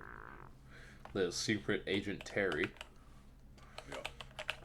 As in Terry Crews. True really likes his pencil bros. Their camouflage is really allowing them to get close Okay, and negate. We are seeing some of these spitting cobras from the side of winning get moved directly into the base by the gyrocopter. Oh, jeez. Moving towards the lab, but Sprube's henchmen are going to just run out of there. But you got to be. Oh, Sprube actually doesn't have enough elect at this time to start up his lab defense. He's just getting enough now, but he's only at a 23 generation on it, so he's actually not able to hold his lab very well here, and might actually just go down. If he doesn't make a strong enough push here, then it's going to be pretty rough for him. And he does have most of the map under his control, but if he's not able to defend his lab, then it might just go the way of winning, and Sprube still doesn't have enough elect to keep it going. We got ourselves a bit of a base race here with neither side having enough for the. Oh, it looks like Sprube does get his lab defense down. They both have lab defense now. They're both sitting on still a positive elect generation. So it is going to come down to which lab overheats first, and if someone can defend their lab from the assault. What are you guys thinking here with these this base race almost going on? What are your guys' thoughts? I'm thinking that Sprube has sufficient resources to interrupt the spitting cobras from winning. So, it looks like winning scrambling to get some gyro drops to help himself out, but I don't know if that's going to be enough. Mm-hmm.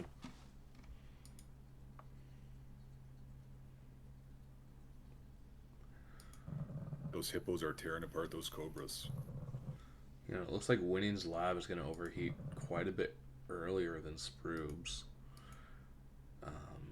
And you gotta wonder if that's what Sprube's hoping for, is that he can just, at this point, just live longer.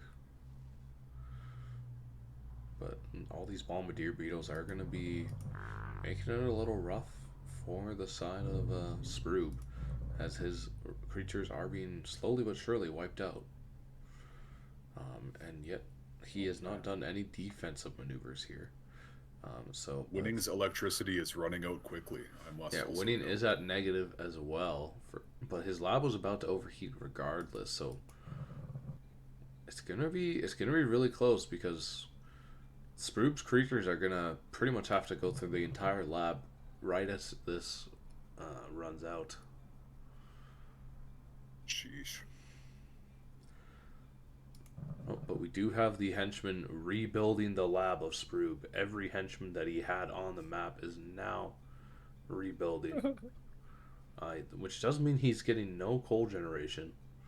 And we do have these four creatures still hitting the lab of Winning, but they are getting torn out pretty quick.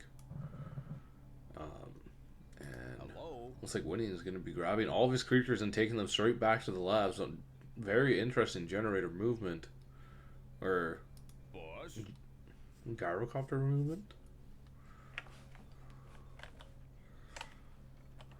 But we are getting the rest of them moved on to the lab, and looks like we are going to see Sproob come out on top here in game 3 of his match versus winning, forcing winning into a loss. What a fascinating game. Fascinating indeed. Let's see, what do we have lined up next?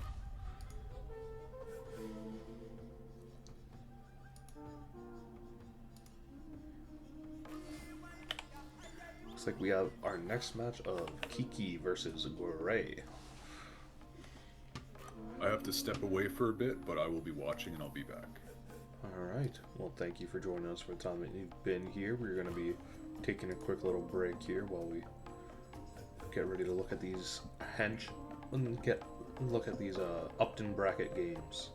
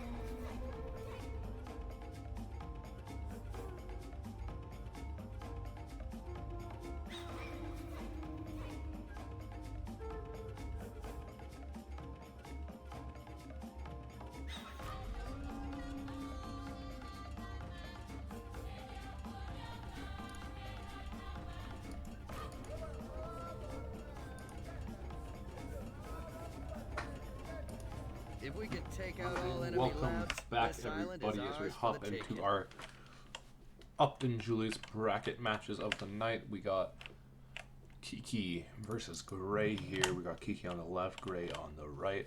What are your guys' thoughts on these two players? Both, I believe, are in the upper portion of the bracket at this time. I believe Kiki a little bit lower than Gray. I believe Gray at this point is undefeated.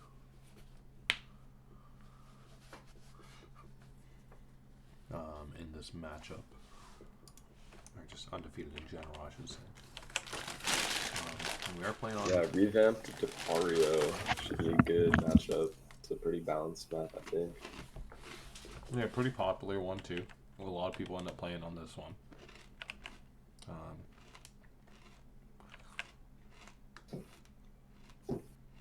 Pretty symmetrical, so I think it's fairly fair no matter what way you look at it.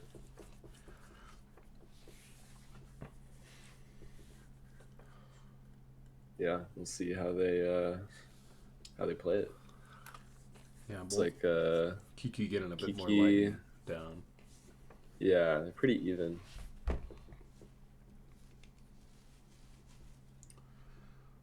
we got Gray going a bit ahead here. Both still building henchmen, both moving to that generator first. More henchmen moving to the generator. Some henchmen actually moving to the coal piles from Gray, so a bit of early aggression here. And Kiki playing a bit slower. Looks like Kiki sent a henchman for that mid top generator. Yeah, I think he is trying to grab a bit more elect than Gray has as of yet. Gray just getting that expo down in the middle and bottom. Meanwhile, we got Kiki grabbing those generators, now building up a genetic amplifier, some creature chambers. We do have the first creatures coming from the side of Gray, with the wolf skunk, I believe.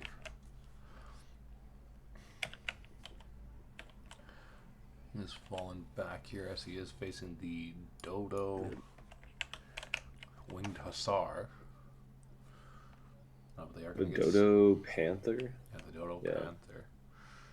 They are going to get Synced Cloud. Fairly strong unit from Kiki. And we are seeing some giant anteater zebras also getting spawned in by Gray here to back up his skunks.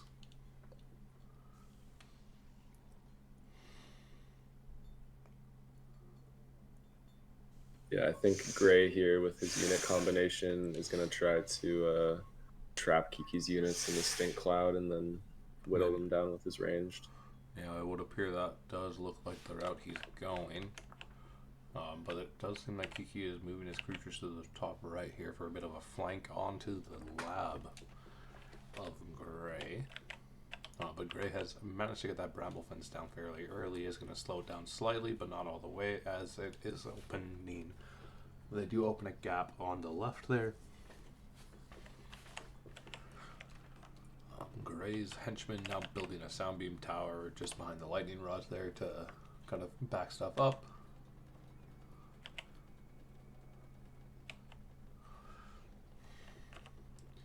And it looks like we are seeing some Gray's creatures moving back towards the lab here to defend it, but that one sound beam tower doing a decent amount of work. The henchman attack moving as well. Looks like Gray's mid expo is under attack, maybe. Yeah, Gray's now being forced in on the kind of mid front here. It's now going to have to kind of refoster his defensive line. As he just doesn't. He did go for that more aggressive push on those guys, but he's just now overwhelmed by creatures. It's going to be entirely on the back foot. Yeah, Kiki has built up a lot of those herding units. It's going to be tough to deal with. It's getting tough indeed, especially when you don't have any kind of horns or anything. It looks That like stink cloud is definitely going to help, though. And it's definitely getting a decent amount of work there, but I mean, just how not strong enough. those units are with HP and hurting on top of that. No matter how much damage you have, they're just not penetrating through that in an efficient enough time. Alright, he's going to move on to this expo, take it down pretty quick as well, and it is going to be Gray blowing lab, bringing us to game 2 of Kiki versus Gray here. Was an interesting one. I've never seen that unit before that Kiki was using. I'm not sure if he's used that before, but yeah, that was interesting. Well, we most likely will be seeing it again We need to in take game out all enemy 2 labs. here Let's get to it. on Walheim 1v1 with Gray up at the top there and then Kiki down in the bottom left here. Gray does have that home field advantage being the map that he designed himself there.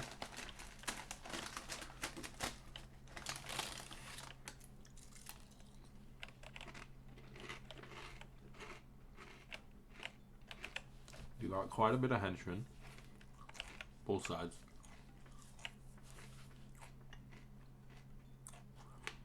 The first minute of these games, there's really nothing ever going on. Sometimes you'll see people use henchmen to scout, but it's Yeah. not something that you see too often these days. I know it's like a good strategy though.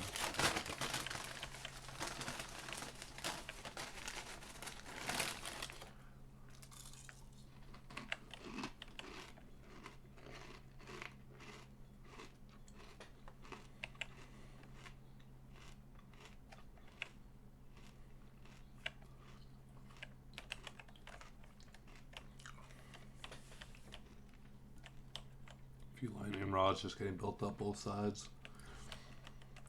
Usual stuff here. Gray not dropping a fourth one, moving his henchmen up into this middle expo early. We do got Kiki pushing to that generator, moving his other henchman to the generator on the lower portion here. Gray pushing up to this mid portion, building the creature chamber first, determining his priority of rushing creatures here. He does have that level 2 coming out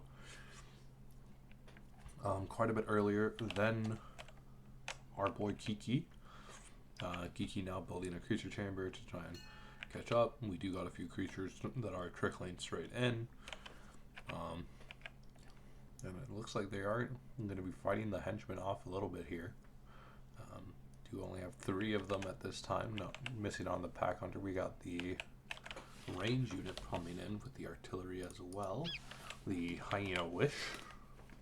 The hyena wish. Hello. But we do got the winged hussar coming in to back up the panthers here. I mean, back up Kiki. These panther dodo birds. But we It's do very got, cool to see the dodo bird getting some usage. Yeah, but we are seeing these velociraptors move in quite aggressively.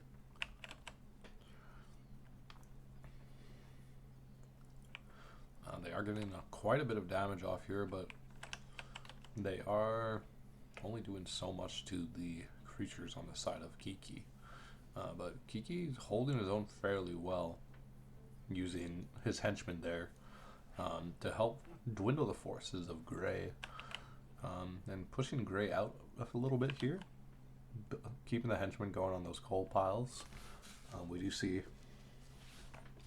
both kind of hardcore focus on the aggression here. We see the kind of creature chamber canceling tech there to stop the creatures from being able to use that creature chamber, slow them down a little bit here by spawning bramble fences entirely around it.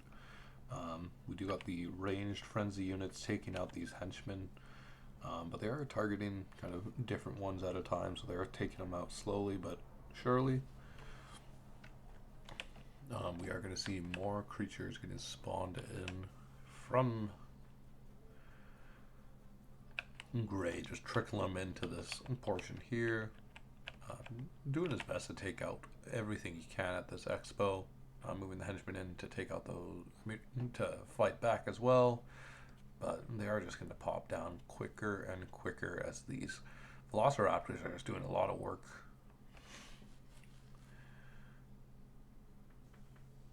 Oh, but we are seeing a bit of a saving grace here on the side of Kiki, with these caterpillars coming in to do a decent amount of damage. Not quite getting enough, but is enough to fend off Gray's forces for the time being, as they now start targeting the creature chamber. The generator gets built up again, but we are seeing the dodo birds coming in to try and save the day once more, as the artillery is pulling up to do a decent amount of damage here. And we got the frenzy getting popped from Gray to push down harder.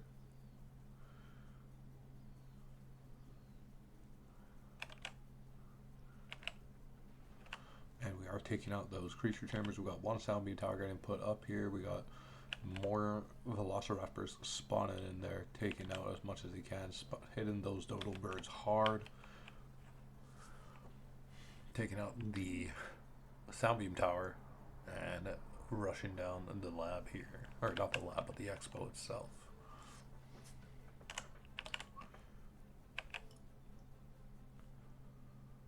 The frenzy and the high damage of these units is just doing work for Gray, as it's making it so hard for Kiki to defend, as his defense is essentially being thrown away by this high damage.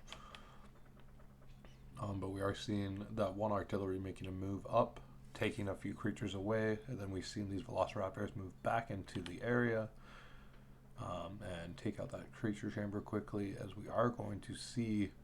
It's looking fairly likely that we are going to see the fall of Kiki here. Kiki building a creature chamber up at that left expo, trying to hold out as best as he can, but his whole lab is under straight attack. They're now moving on to the lightning rods. They're attacking the lab directly. We're still both sitting on level 2. We know we don't got any lab defense, and the lab has been destroyed and potentially even blown here. Now it's going to be game 1 going to the way of Gray, and quite convincingly, no less. What are your guys' thoughts there on how that match played out?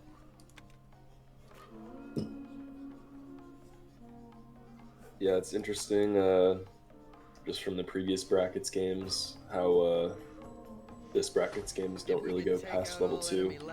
This island is ours. Reloaded the same game.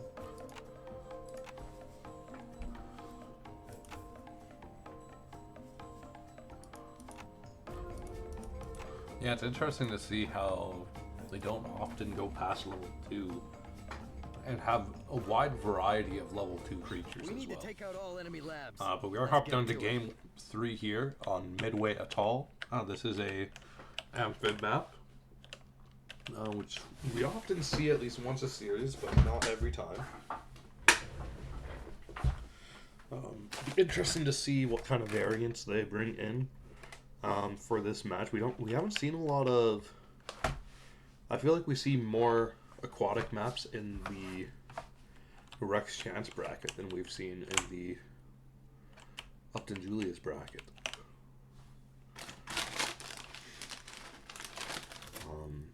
Wonder if it's maybe due to it being a little bit less balanced or a little bit less often played.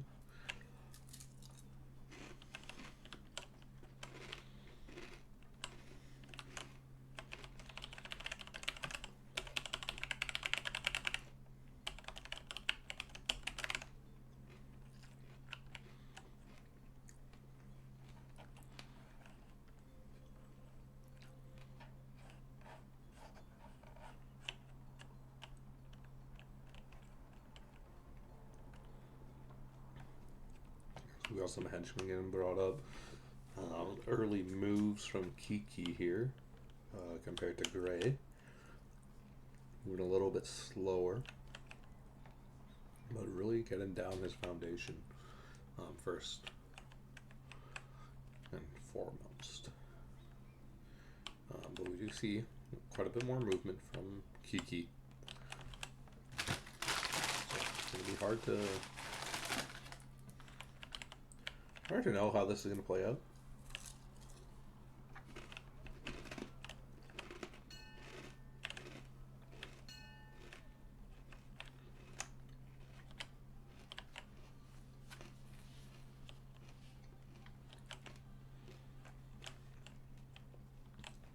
Quite a bit more early generators coming out of Kiki. So a bit more resource gathering. But Gray's slowly catching up. He's just trickling behind just slightly. But he's going to be the first one to send creatures over.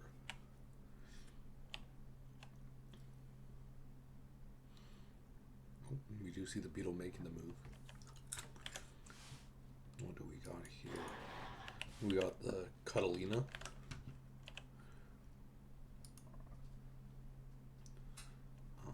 I don't think that is the Catalina, but I think that's It's a cuttlefish Hercules beetle. Cuttlefish Hercules beetle.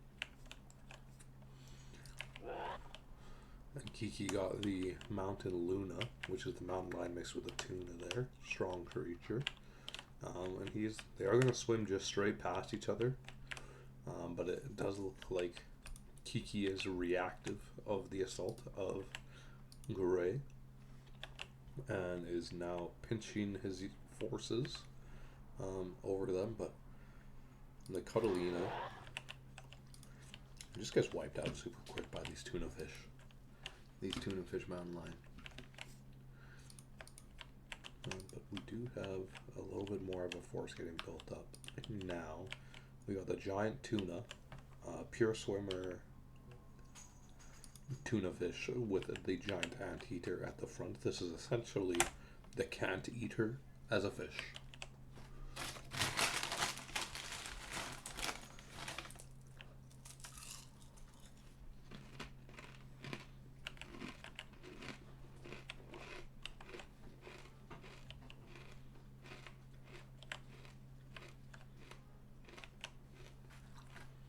There's pure damage coming out of Gray with these tuna fish giant anteaters. Able to kill that one mountain lion before it even got off its leap attack.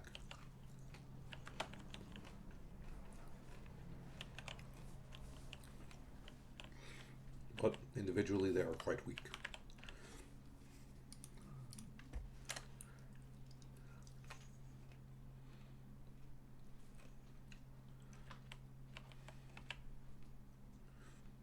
Got some pistol shrimp out here. Pistuna. I'm gonna say that's the pistol shrimp mixed with the tuna.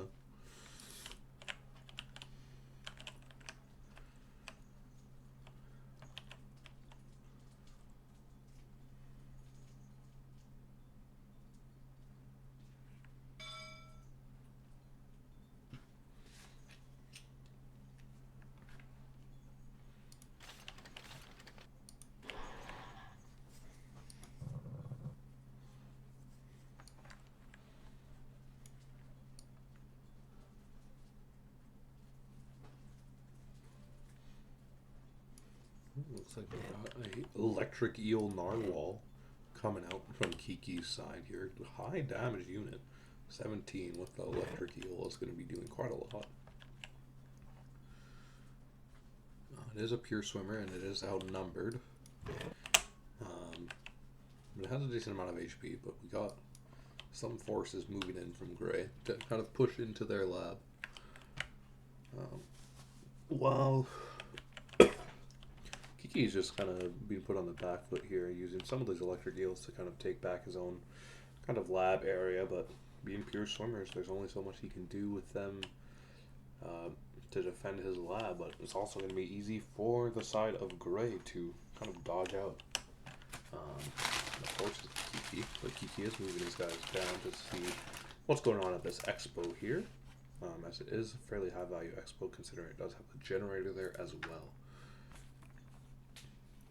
At this point, it looks like Kiki has a slight henchman lead, but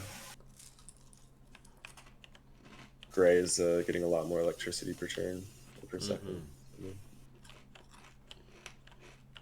Yeah, 35 to 17 is not feeling good on the side of Kiki.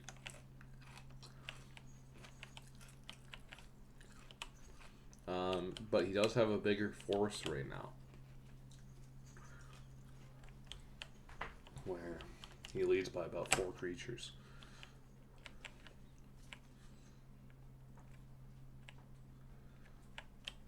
Kiki wrecked your base with those mountain lions.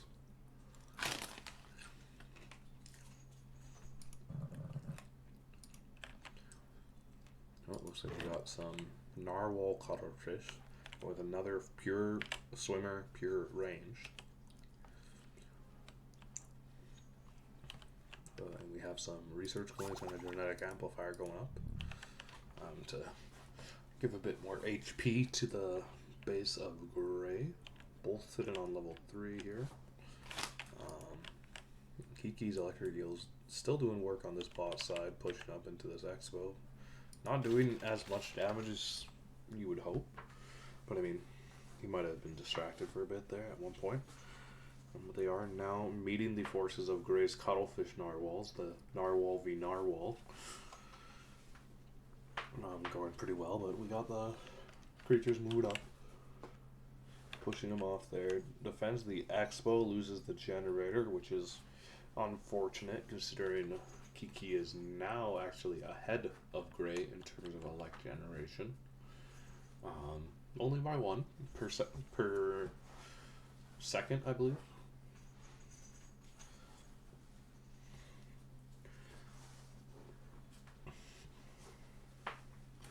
Looks like there's that narwhal fight over here. The cuttlefish versus the electric eel.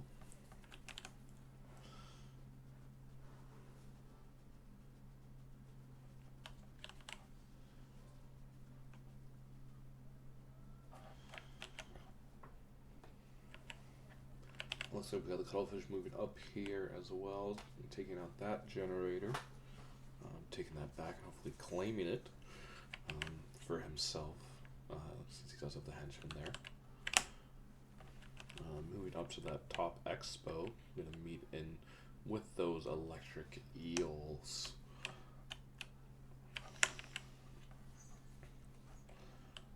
Moving his creatures into here, we got a new creature on the block, I think. Hello. The Wobulonus. Not entirely sure what that creature is, but it looks like a lot of these electric eels are piling up here. Finally moving to that generator there to claim it as his own. Moving his henchman down to the bottom left here. Got a gyrocopter going up. And looks like Kiki's units are retaking that generator that Gray took out earlier. And they're retaking that expo. Kiki's lab. Kiki's lab is... It's like Gray is attacking there. Under the assault of Gray's creatures going towards this swimmer chamber above him to kind of take out some of his creature generation while also forcing him into a more of a defensive pinch with these creatures here, as he does have those artillery pure swimmer lammer wall. It's a, I don't know what that thing might be, but it's an an archer fish and something with archer immunity. fish something with immunity. Looks like the cuttlefish are moving on and they're taking out those soundbeam towers while Gray assaults the top end of the map as well. I think they might be the archerfish hippos, but they're pure archerfish. Or hammerhead, maybe.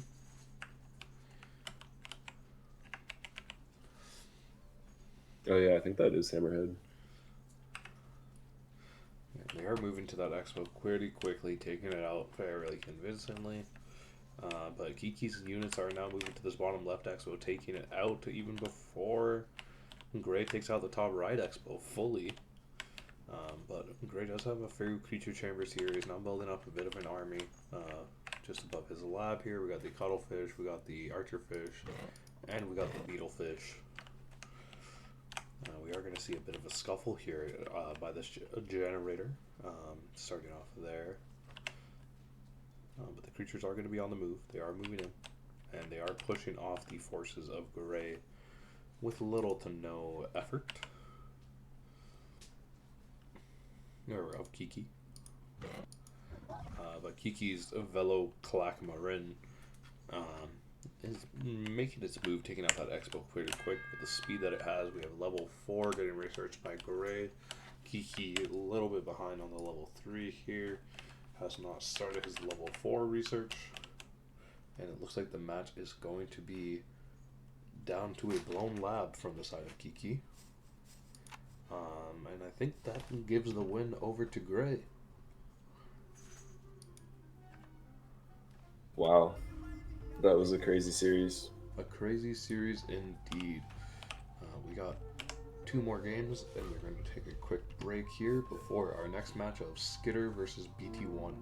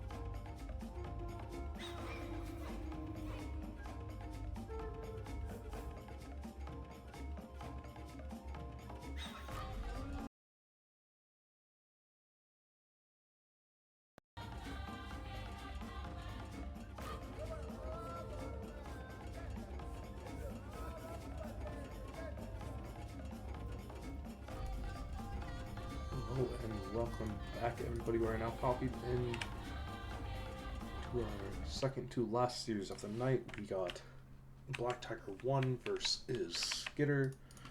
Black Tiger 1 on the left here with Skitter over on the right. Be interesting to see how this match plays out. Skitter been doing alright in the Upton bracket, but Skitter, Black Tiger 1 have both been on the lower half of the winning ends, at least. So it'll be interesting to see how they play out together on this match here. We are going to start off with a good old Depario 1v1 match. Between the two, we got lightning rods getting put up by Black Tiger, and Skitter is a little bit behind on that. Just moving that mouse around a little bit here. Sorry about that.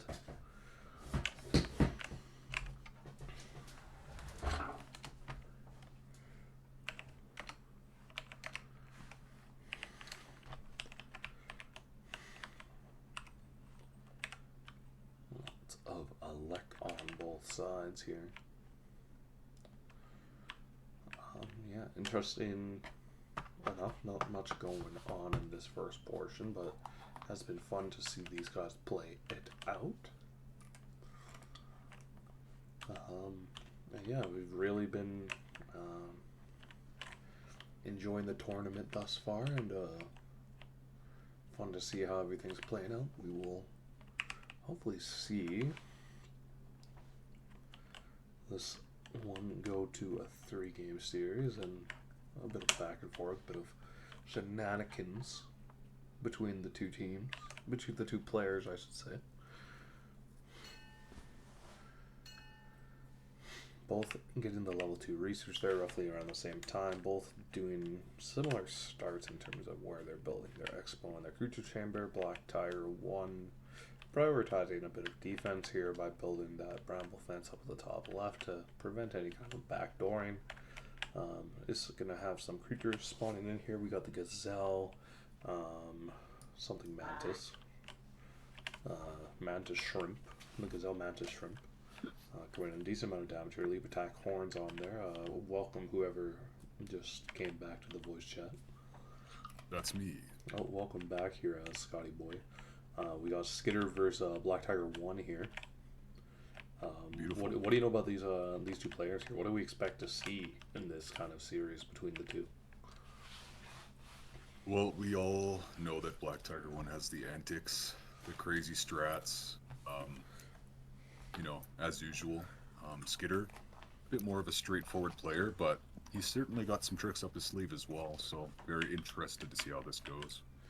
Yeah, we are seeing Skitter sending some creatures down to the henchmen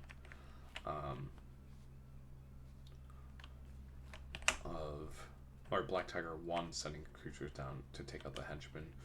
And it looks like Skitter's sending all his creatures up to the front here to defend that front entrance.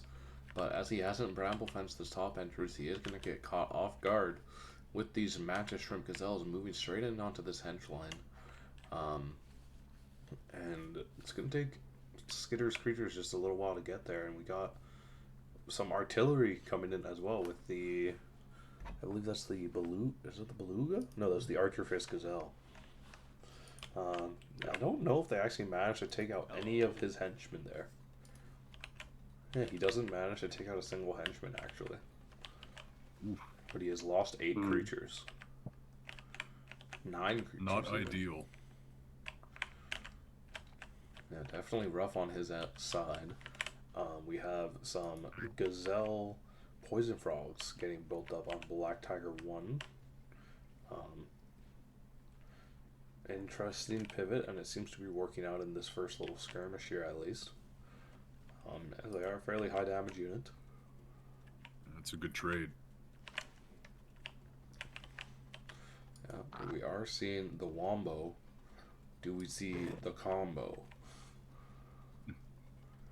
Combo's on its way. Nah, I believe it's the wombat zebra. And good microing by Black Tiger 1 here, keeping his creatures alive on the back end while keeping them at a distance.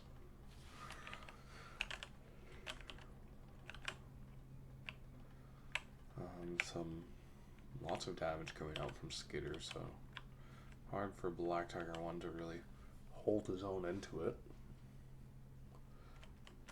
But overall, doing some strong movements. We got Skitter bringing in some other creatures here. We got the Lamarant Eater, which I believe is the tapir with a chameleon. You need to smart about the cuttlefish camels. Yeah, there's cuttlefish. Why do I feel like they're getting artillery? No, there's a separate artillery unit.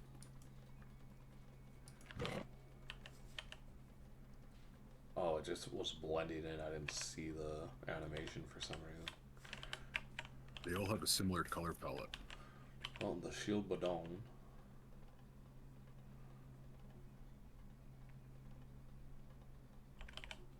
Just walking in there. Really tanky unit for a level 3.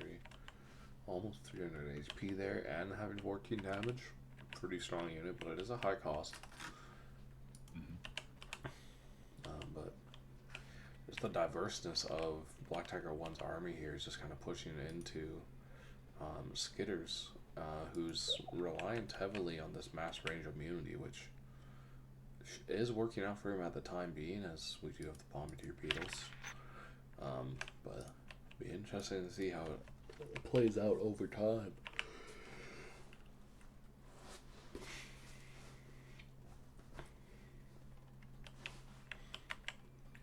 We do see some of the catarafts being pulled out by Skitter, a classic creature for these classic players. Oop, I actually clicked off.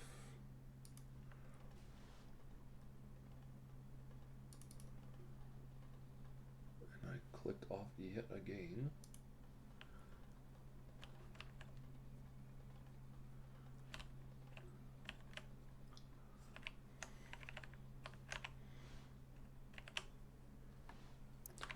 So we see the catarafts just moving in here, taking out those sound beam towers. Meanwhile, we got more of these tapir chameleons moving in on the bottom here, as well as just holding the front line down a little bit, at least.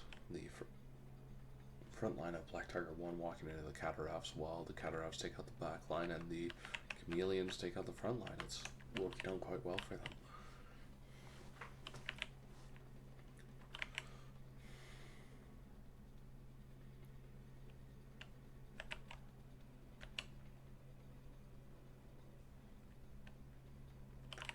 Some artillery coming out from Black Tiger 1, able to put a tiny bit of a hole into the HP of Skitter's creatures here, but Skitter just on the move here, pushing nice and hard through the mid lane, or through the middle portion of the map here.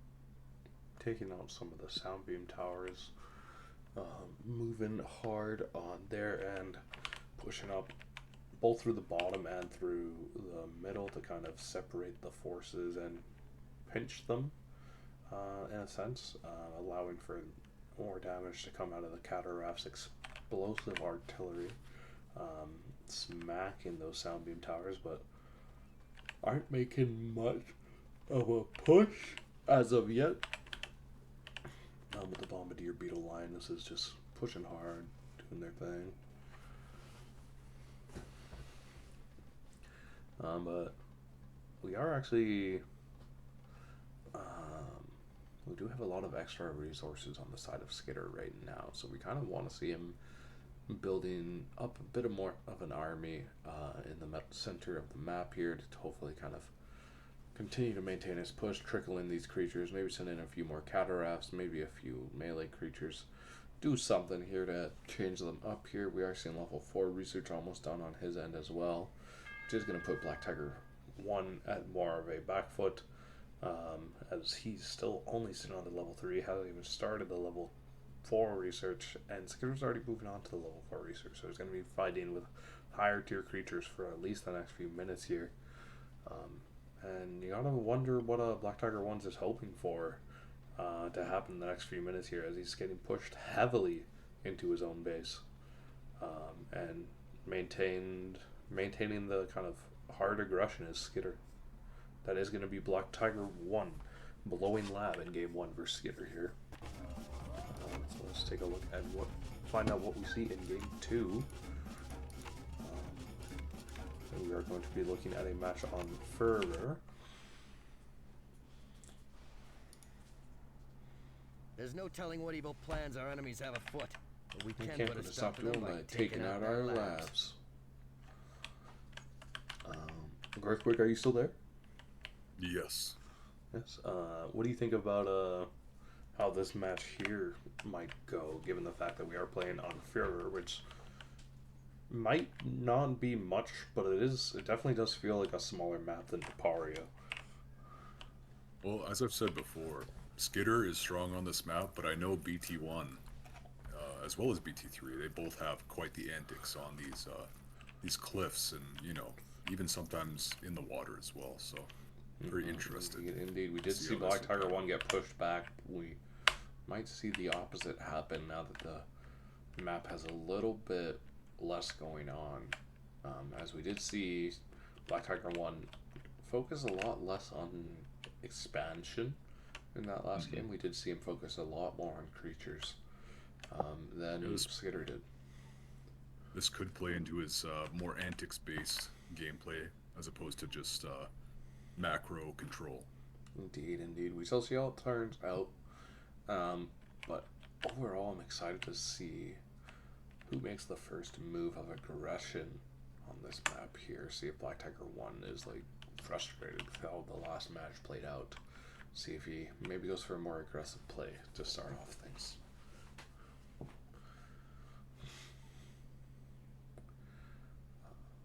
We're going to see one more lightning rod built up first by Black Tiger 1, which is going to get him to be able to start that level 2 research slightly sooner, but also kind of maintain a decent amount of tempo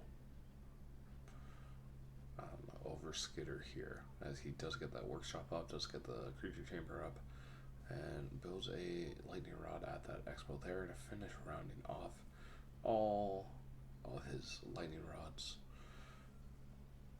What is that there that Skitter's got? Well, it looks like Skitter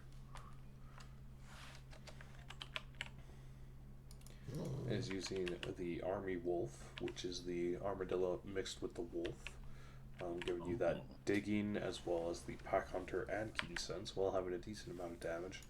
And he is going to be backing that up with the electric wolf as well, which is the electric zebra wolf. We are going to be seeing the Lemming Ram coming from Black Tiger 1, as well as the Hercules Beetle Raptor. So who do you think wins out in this composition versus composition here? It's hard to say, honestly. I'm not entirely sure. It's safe to say that this might come down to how each team executes it, but we're looking at Black Tiger 1 setting up these lightning rods, and you just know, these sound beam tires, and you know that he is going to be looking to oppress Skitter's expansion here. Yeah, this might put a lot of pressure on Skitter's front line. Yeah, and we do see some Archerfish coming in as well from Black Tiger 1 to hopefully try and window down these henchman numbers. But we've been seeing these Gazelle Archerfishes fairly often between the two of them, and I just haven't seen it being used very well in terms of damage output for either of them. but it is moving around fairly quickly. Black Tiger 1 is microing it fairly efficiently in comparison to how it went down last game with, I believe, Skitter was running this creature. And Skitter is actually getting pushed back on the back foot here. These Archerfish Gazelles are going to get enough splash damage to take out that Lightning Rod. Are not targeting the creature chamber just yet, but they are going to be targeting it now. And the melee creatures from Black Tiger 1 are just kind of trying to balance their entrance here to not get splashed overly. Yeah. And then Skinner just pushing to that top left expo, realizes that he's not going to be able to efficiently take this one. This is some extremely effective micro from Black Tiger 1. Yeah, Black Tiger 1 definitely using what he's good at to push into this expo and push through it. Really, but he is at a creature disadvantage technically at this point. And We see some interesting flyers from Skitter. Interesting. Yeah, not really lasting too long as they are fairly low on HP. But interesting flyers nonetheless. Skitter lost his chamber, which is really gonna slow down his defense here. Yeah, he does still have that second one there, but with the expo dropping and everything, he is going to just get kind of pushed back quite quickly and quite effectively by Black Tiger 1. But we are seeing Skitter bringing in these flyers here. Let's take a closer look at those guys. I believe it's a Tarantula Snowy Owl. Cheap Flights is what he has called them. 15 damage, camouflage, very low HP, so if you are going to go into any range units, it is going to be not that effective, but not that bad either. Looks like Skitter lost his only workshop, so he won't be able to convert his elect, which is really going to hurt him here. He does have this he has the workshop in the north. At the top left here. Yeah. But he does only have... I don't think he actually has any generators besides the one at his lab. But that also means Black Tiger 1 has not taken any. Besides, he hasn't even taken any. Yeah, it looks like Skitter actually has elect advantage by 2 per second, but it's not going to be enough. But Black Tiger 1 does have the middle generator and is taking out that creature chamber there. Meanwhile, Skitter is kind of on the back foot here, trying to set up a bit of a defense, but just doesn't really have the resources he needs to get this defense up and running. Not even 200 gold to his name. He's got multiple creature chambers out this top left here, but he's just going to probably get quickly swept out here. He does have the Wolf's electric eels coming in, which are doing quite a bit of work here, as their damage output is pretty significant, especially when they're not being targeted. But we are sending 2 more up there. They are regrouping here, so good, decent enough play from Skitter to keep this match still going. We do see that Zombie Tower getting a decent amount of damage off. And the Electric Eel Wolves are now here to back up the Sunbeam Tower. The Henchman healing it up, moving on back onto that coal pile. Very good, very strong defense from Skitter so far to keep himself into this game. He is still behind on research, but they are researching in the lab, which does unfortunately mean he won't be able to build more henchmen to kind of bolster his expansions, but he doesn't have the creatures to push for it in the first place anyway, so it's not really slowing him down that much. What are you guys' thoughts on the current state of the match here? Black Tiger has mid, and usually that's the dominant position to be in on this map, and he has a research advantage, so looks like he's just teching up to finish Skitter off whenever he feels like it. Definitely would appear so, as Skitter's definitely been on the back foot for the past while, but he's been holding himself fairly effectively, but he doesn't have the gold needed to, I think, build up an army that's going to be worthy of assaulting Black Tiger 1's forces, as he knows for a fact that Black Tiger 1 is just building up an army just outside his lab, essentially. Skitter has pulled ahead as far as electrical generation is concerned. And it looks like they're going to be fighting over the cliff gens pretty soon. Indeed, it does look like that way indeed.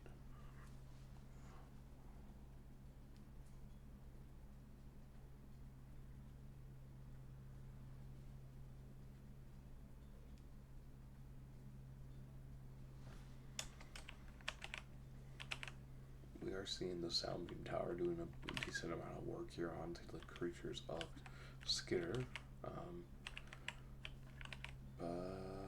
Both on level 3 right now. Moving them toward that right expo is going to get a decent amount of damage off on it, but mainly just trying to defend Black Tiger 1's flyers. The level 2 with Barrier Destroy, the Raven, huh?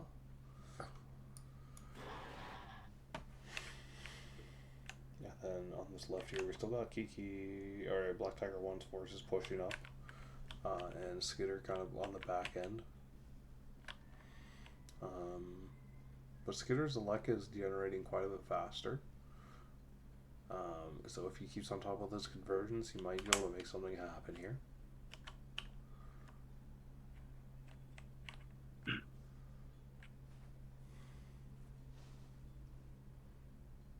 But we are seeing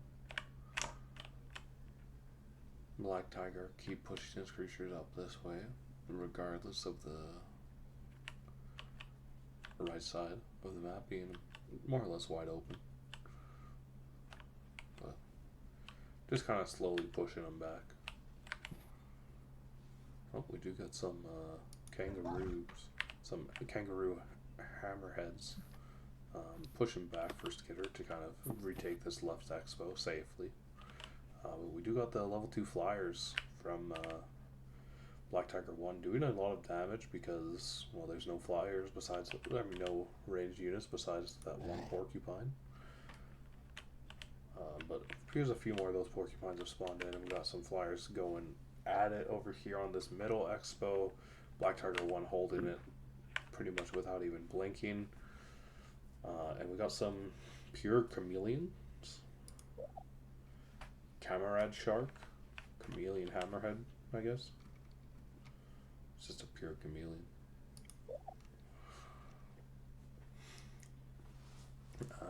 And we do see a fair amount of damage getting kind of done by those porcupines, but not enough to take out much of Black Tiger 1's defensives.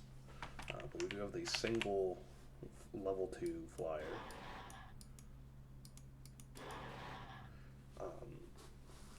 Going for that generator is going to get kind of denied taking it out by a singular henchman, or 3 henchmen, but is going to get met by some other flyers and quickly taken down.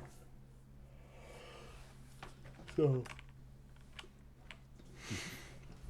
Black Tiger 1 just in complete control of the map really right now, just sort of taking his time to build up an army and take him down. I can respect it. But I feel like he's in complete control at this point. Just the sheer amount of cold generation is just, and elect generation as well. Just not really easy to keep up with when you don't have the same amount of expos. Yeah, it looks like Black Tiger has finally surpassed Skitter in the elect department. Yeah. This might not be good.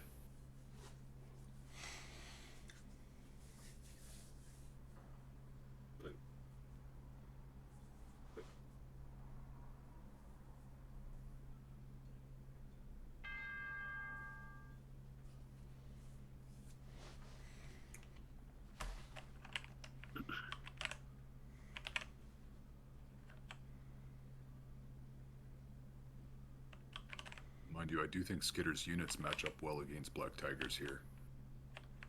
Indeed, it appears they do. But they are going to get hit with that chemical artillery.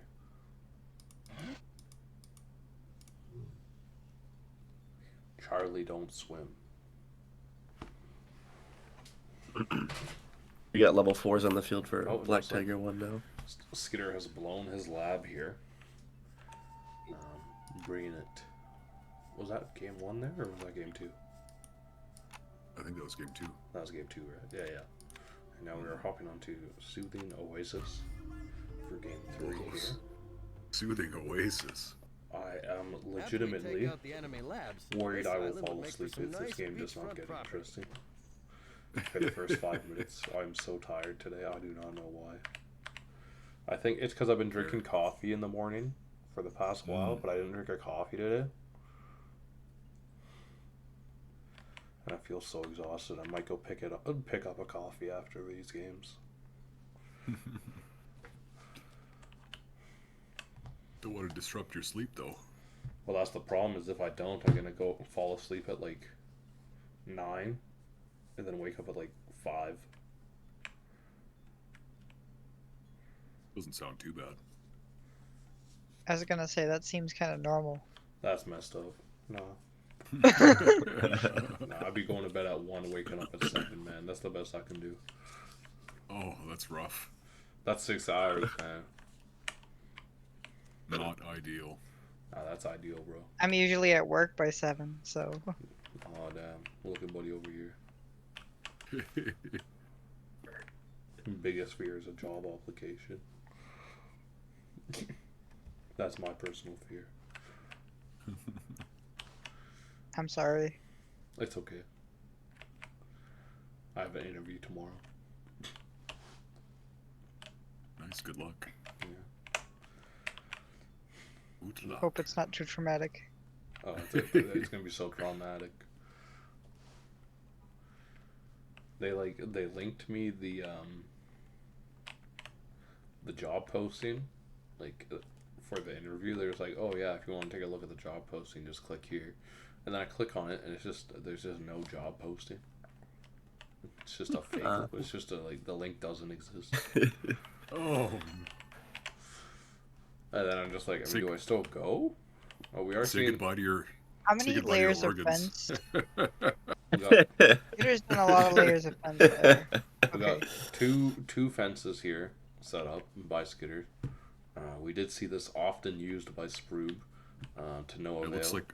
It looks like Skitter's Sproob maxing on Soothing Oasis. The problem is on this side of the wall. It should be up here. Oh, but it looks like Black Tiger 1 is actually completing the circle. Zoning off the entire zone. From Apparently, Something this is tells a me- no-player zone. Something tells me we're gonna see flyers this match. Something's telling me this. On this- both you think so? sides. Hell yeah, maybe. I mean, Black Tiger 1 is already pushing level 3. Oh yeah. He has yet to That's one of build his a chamber. signature strategies there. Fast level 3. No chambers on either. So we know Well, we on got a big chamber. map like this, rushing level 3 kind of can make sense. We got the electric bra. Yet again. That's an interesting chamber placement for Skitter. It's kind of just purely defense. Yeah, I mean, I think that was his goal, though, since he set up these bramble fences so early. But I'm wondering why. Like, why are they both just going full-on defense here? Alright, I mean, I guess Black Tiger 1 isn't exactly full-on defense with these level 3s. You have no idea what to expect on this map. It's so big. They can water raid you, flyer attack you, land raid you. It's tough. What are we thinking of this level 3 creature that he's got coming in? It's a tough creature. The Those can be Manowar. great if you get some range behind them. They're very Yeah. tanky. They're quite but have no unique. They kind of damage. stuck alone though. Yeah, it kind of doesn't seem like a raid boss creature. It seems like No. with the 2 damage doesn't seem very effective. Yeah. They're getting outbuilt by a singular henchman. Oh, but we got some. Look at him waddling over. Oh, No, that's Black Tiger 1's creature chamber. He put a forward creature chamber. Oh, okay. They weren't damaging Which is it, pretty they were smart, just I'd sitting say. next to it. Okay, that explains why it wasn't going down that quick. These are those crocodiles mixed with the Oh yeah, Lemon those are garden? strong. yeah Size 7, level 3 art. into the level 2 is- still as well. It's gotta be fucking domestic abuse. That is redonkulous, I tell you, for a It level looks 3. like he is forcing to go on to the right as well as he now knows that. Oh, look at all these swimmer chambers getting built up right here. We got the camel eel as well. Skitter still hasn't really launched any offense yet. It's kind of interesting what he's planning here. We do got the spitting cobra alligator though, and the ramopus. Oh, that's a classic. That used to be one of the most infamous units. Is it me or previous does mod. Black Tiger 1 have one of his chambers accidentally feeding a creature at a time? Hmm? I think one of his chambers in the back is waypointed wrong. Mm-hmm. Whereabouts? Oh no, it's not good. Oh, just because he keeps feeding a creature into Skitter's base at a time and just losing the creature. Ooh. So here comes some on the other side then. Oh, we do have some flyers. Black Tiger kind of just Flyers. trickling in here. It's not. There's it's not flyers coming ideal. in on the right side. From Skitter, and then Black Tiger 1 has flyers coming in on the expo to the right. So, looks like Skitter dealt with Black Tiger 1's flyers pretty quickly though. Yeah. But we are going to see a bit of a brawl breaking out here.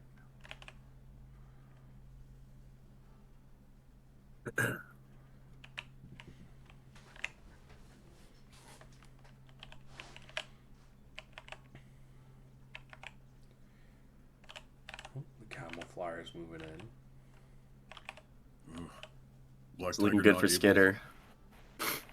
Black Tiger not able to capitalize on that strong artillery, just getting stuffed by those prams. Yeah. The octopus rounds are going pretty hard. Are Prams still good? Like, I know they were really good, but Yeah, totally they so went good. up a tier. Okay. Oh, were those level 2s? They're pretty much the before? same they always were. Weren't they level 2s at one point? Those no, they're 229 power border level 3. Oh, 229. Okay, so level 3. Oh. Yeah, now they're 222 it looks like. Well, they're upgraded, so.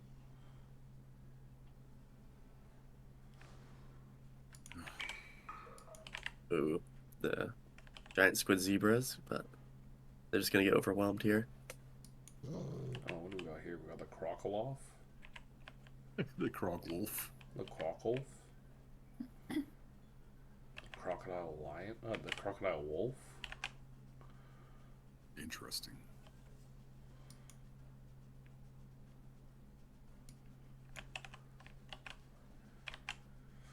The middle still has not seen any action. Yeah, this coal pile is still not touched.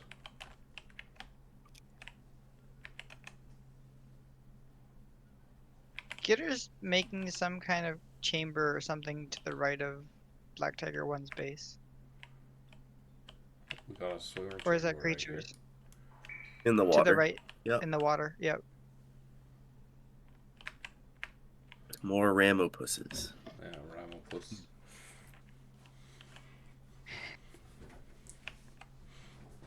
Skitter is floating quite a bit right now. Yeah.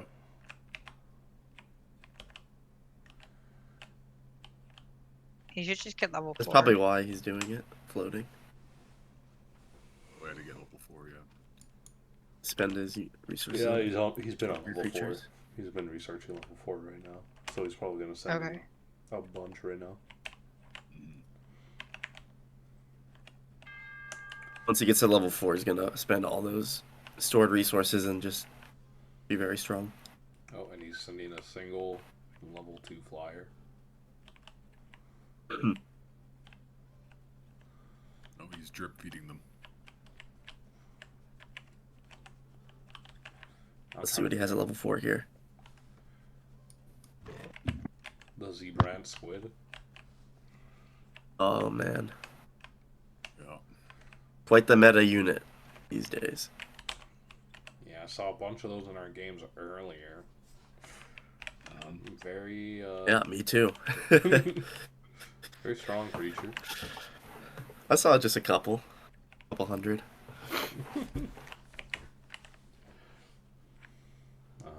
The range unit with hurting is always a good combo. The value of these wolf eels are still around is wild. Yeah. Looks like we have a scuffle going on up here as well. These cobra alligators are pulled up. And are That's a nice wreaking push. havoc.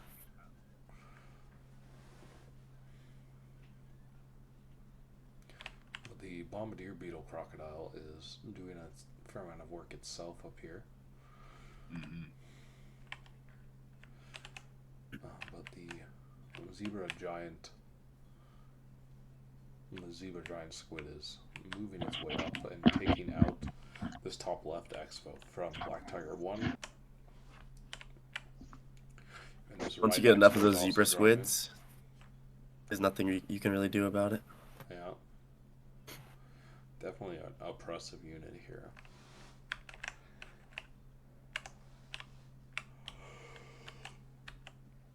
Yeah, I mean Skitter's leading on population too, so Yeah, by over 100 as by well. quite a bit. Yeah, 130 almost. Yeah, definitely going to be a real rough one on the side of Black Tiger 1. Skitter pretty much just asserting dominance here, pushing in hard with these zebra squids. We're now seeing a push in the middle as well. But we were seeing their first ever push through this middle portion. Feel like he had to destroy more of his own structures to make this push. Flying Lambergeier. Look at that. Isn't that like uncommon, but it's like a flying unit? I mean, these Yeah, days, it used to. Yeah. It used to not be a very popular unit. But 20 damage. Wow. Oh my And god. level 4 no less. Oh god. That thing would wreck henchman. Let's see it. I don't know. This thing is got looking knocked like out the of end for Black room. Tiger 1.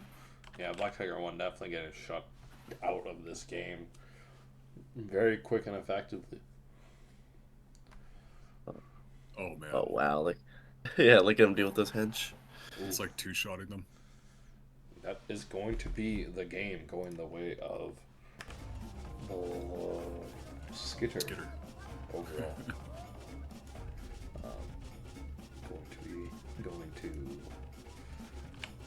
quick break before we hop into our last match of the night between Black Tiger 3 and our very own Sergeant Earthquake.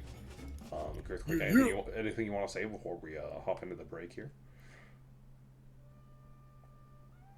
Just let's go. Let's do it. Let's watch this.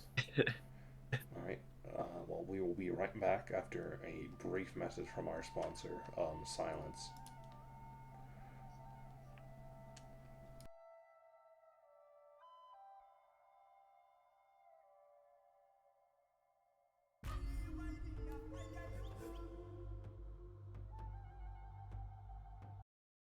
We've got passion, we've got determination. And if we set our sights on something, you better believe it's happening.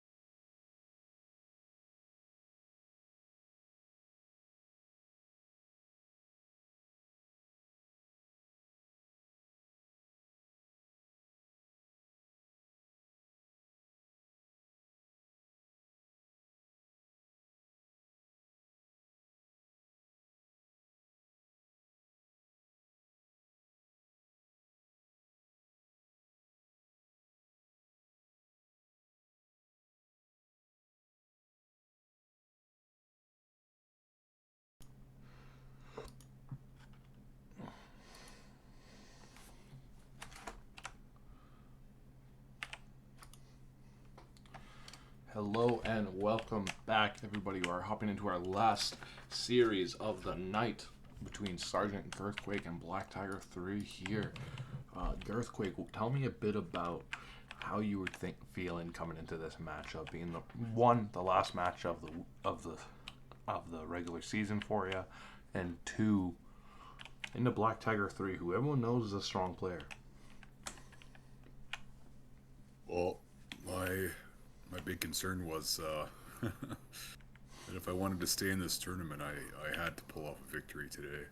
Oh, in this game, or this series. So, yeah, well, let's take a look here and see how this one plays out. You guys all just both doing standard stuff at the start here. Spider-Man, I will roll you across the room, bro. Where you at? Yeah, getting some lightning rods down there. Just doing your generic expansions here. Is there anything in particular you did in prep for Black Tiger 3 here at all, or just kind of come at it with your standard right foot forward kind of mentality? Well, I came into it just thinking, the Black love to use abilities like Plague, Immunity, or immunity, poison, artillery combos. So that's just something I was mindful of. But aside from that, I was just gonna go in there with my guns blazing, For sure. Well, we see you taking this middle expo first here. So this is a more aggressive move. So were you hoping to get off some early rushes in this game, perhaps? Or were you just trying to take over the mid to avoid his push? Basically, it was, I don't know what kind of antics he had planned, but I did not want to let him just easily set up and be able to do what he wanted, So I was trying to capitalize on potentially a greedy build order. Makes good sense here. So we see you rushing. What we got here? We got the Lyle, which I believe is a mountain lion velociraptor. Am I correct? Yep. Yeah, and we got the pack hunter of them there going. We got 4 of them on the move. We see that bramble fence getting put up. We are going to see you meeting him just before he manages to finish it, canceling the finishing of this bramble fence, but we are seeing his henchmen going towards trying to finish it off themselves and are failing to. We do see him try and toss another one down there, but it's just kind of falling behind, as we do see your early rush kind of catching him off guard. We don't see him building a creature chamber near his lab, but we see one building at this lower expo. Be interesting to see if he's able to withhold your push here. We see him building a few bramble fences and a sound beam tower at his lab. So we do know that he's going to try and fortify this defense a little bit here. He is doing a fairly interesting move where he kind of builds almost a reverse triangle between the sound beam and the lab. With this one having a new iteration with some bramble fences put onto it. We do got 2, but we are seeing you bringing out Curtis Keene. I believe this is the blue-tongued gecko with a wolf. Yeah, the skink, yeah. And it looks like he is holding your aggression down here as he kind of starts backing himself up here, but he sends a level 3 loner to fight against you here with charge attack, barrier destroy, and 19 damage. So this thing does do quite a bit of damage, and it is going directly onto your back line. So taking those out in 1 hit per shot, but you do manage to find them off and move on to this generator here, as he is now being put almost entirely on the back foot. You got the workshop there to kind of defend, and he's only got his workshop in the middle here. But he is sending the loner creature to your lab to hopefully try and make something happen here. But you do have that one sound beam tower there that is slowly trickling down his HP and doing it quite effectively while your creatures move into his expo. He does have the Lioness Lemming, which is a fairly strong overpop unit, which is able to take down your level 2 units, which makes sense here. But we are seeing you bringing out some level 3s, the Scoliosis Sven. um, with 408 HP, leap attack, high endurance, deflect armor, frenzy, and immunity. So this is quite the versatile little creature you got here with the, I believe that's a praying mantis mixed with a stegosaurus. Yeah, exactly. And you got the pure velvet worms coming in here. You got the skinny Ekans. Oh, shiny Ekans. Yeah, that's right. That's right. But they are taking out these lemmings pretty quickly, and that loner didn't really get much done here. But he does manage to take back the expo a little bit here. You got the damn resilient ape on the move, just trying to do something.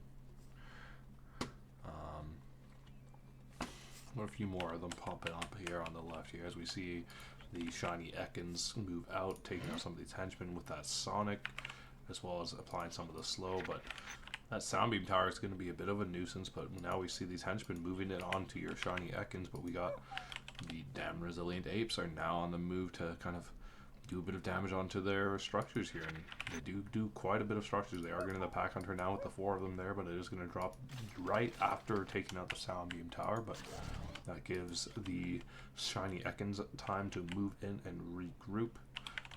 Meanwhile,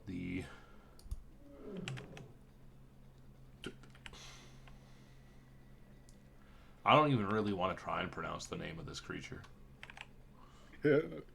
Pancephalosaurus. Pancephalosaurus.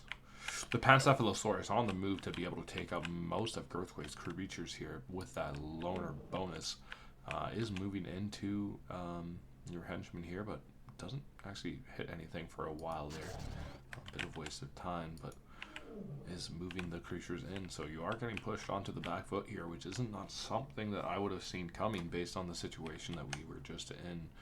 But you are sending in these Stegosauruses to take this guy out. He is taking out your research clinic, which is kind of bad, but it's definitely not the most efficient use of his time.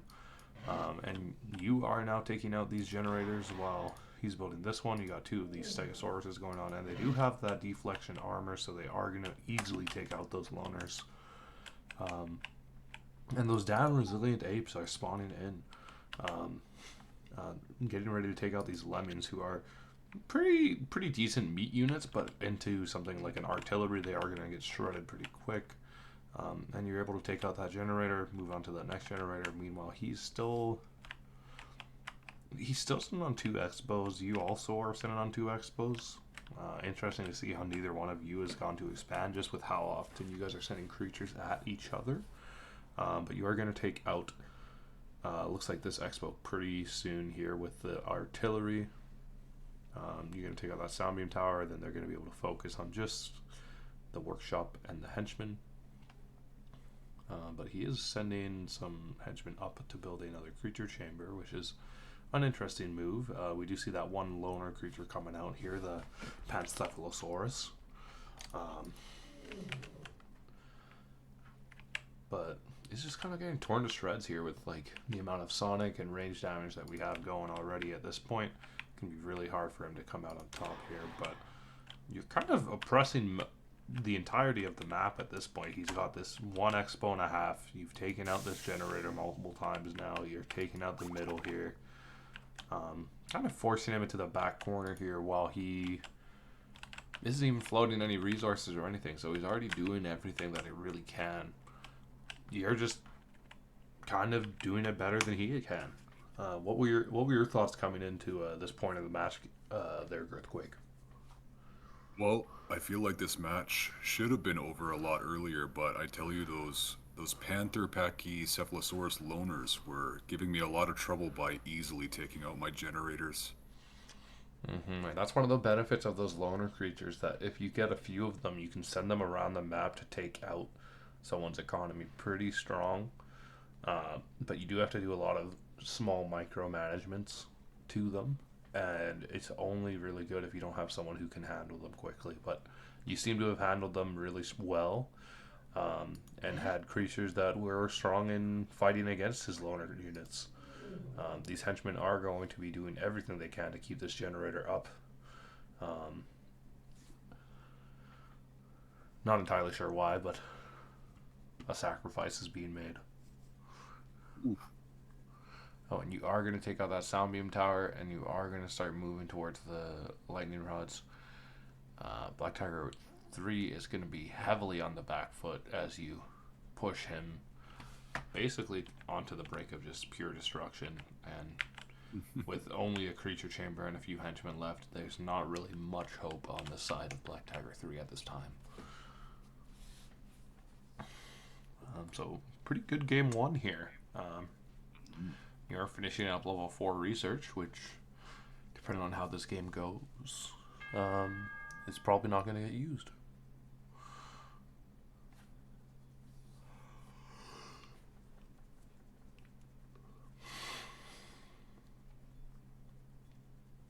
So at a point like this, are you thinking, it's pretty much over, and you're like more or less like stopping, or are you still thinking, okay, let's continue to build as many creatures as I can?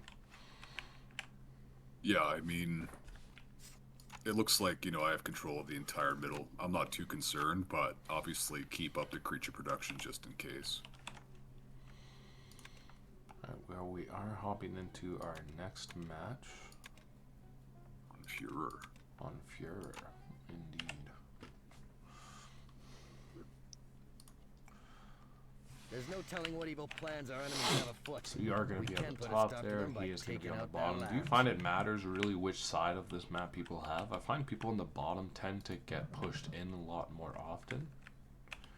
But I'm not sure if that has anything to do with the actual side of the map, considering it does feel quite symmetrical. For me personally, I do feel a bit disoriented when I am on the opposite side of the map that I'm used to. Because I'm used to hosting, so I'm usually on the lower half. Yeah, it can be disorienting. Just messes with your flow a little bit. Yeah, just with where the mountains are, it kind of messes with you. Just so slightly. Yeah. Oh, well, we do see you moving quite early to this left expo. Looks like you are looking to take the mid a little bit earlier. Oh no, you're actually just setting up a bramble fence here. I see this happen fairly often in these higher level games where people will just set up a bramble fence on one side of the map. Is that mainly just so that people know they can only attack from one flank? It's just to minimize what you have to worry about as far as getting flanked or raided. Okay. It generally means you can only be raided from one side, unless they break through the bramble, in which you'll notice. Gives you a heads up. Indeed, indeed.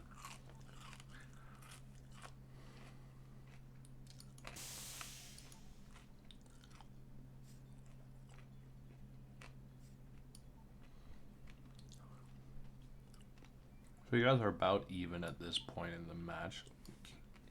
Black Tiger 3 seems to be getting a little bit more going on his side of the map, a bit more defensively, but you're already taking over kind of neutral territory, you could say, in comparison to him, which has basically just been placing stuff in his side of the map. But you're already kind of making the push into his side of the map, taking that kind of early dominant step of being the first to step up here. See how it's going to handle. You're going to bring out more of these Lyles. The Mountain Lion Velociraptor did you quite well last match. Got two of them down here. Just hold it on for now. You are seemingly trying to build more up of them to hopefully send them in for this lower expo. Oh, but you're actually moving them onto the left side here.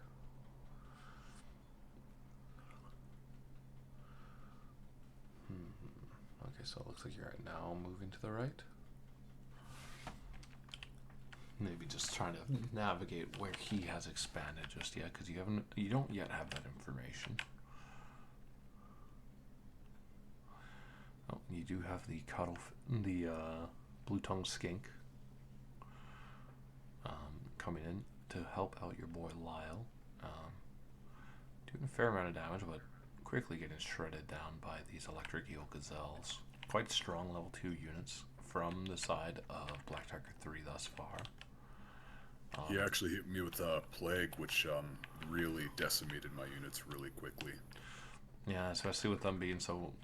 So, what is the main thing that plague counters or is strong against? Is it strong? Plague counters. It counters spammy units with low health, especially melee. Because you just get close, plague goes off. They don't have much health in the first place, and plague does damage based on its ranking. So if I have very little health, plague's gonna wipe out my creatures pretty fast. Interesting. So he definitely made a very smart decision with that plague. Well, I mean, he's getting the advantage here pretty easily just by pushing into you. He's got that plague going, I believe. And kind of taking out most of your creatures, because your level 2 creatures on this army seem to be fairly low HP, being the wolf and the mountain lion. Yeah, extremely vulnerable to plague. But be interesting. So at this point now you know he has plague. Are you thinking you need to pivot to your level 3 and go towards a level 3 strategy, since you know your level 2s are all fairly low HP, or are you kind of hard forcing this portion? Well, it looks like you're bringing out some level 3s now, so I guess that answers that. Hey. Yeah. Oh, but you see the hovering coming in with the bombardier beetles.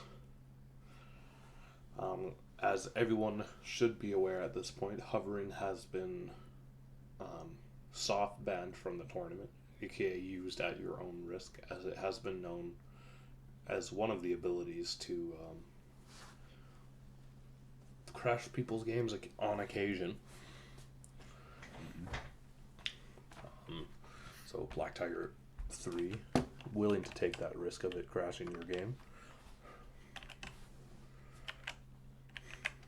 You can see he's actually he's setting up a proxy chamber up north. And we do see the proxy chamber just above your lab here. I believe those are his plague units as well. Oh no, we got the camera eels. Yeah. Taking out your one henchman here. And what's the benefit of taking an eel over a different range unit? What's the eel strong at? If I'm not mistaken, they have a pretty good balance of range and damage, and they don't have any other abilities if you're not using the tail, so they're fairly priced, I would say, generally. Okay. Affordable.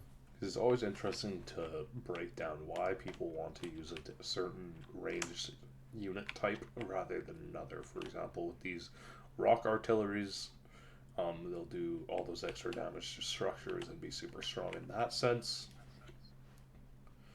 compared to the chemical artillery, which will be a lot stronger into a large unit based army.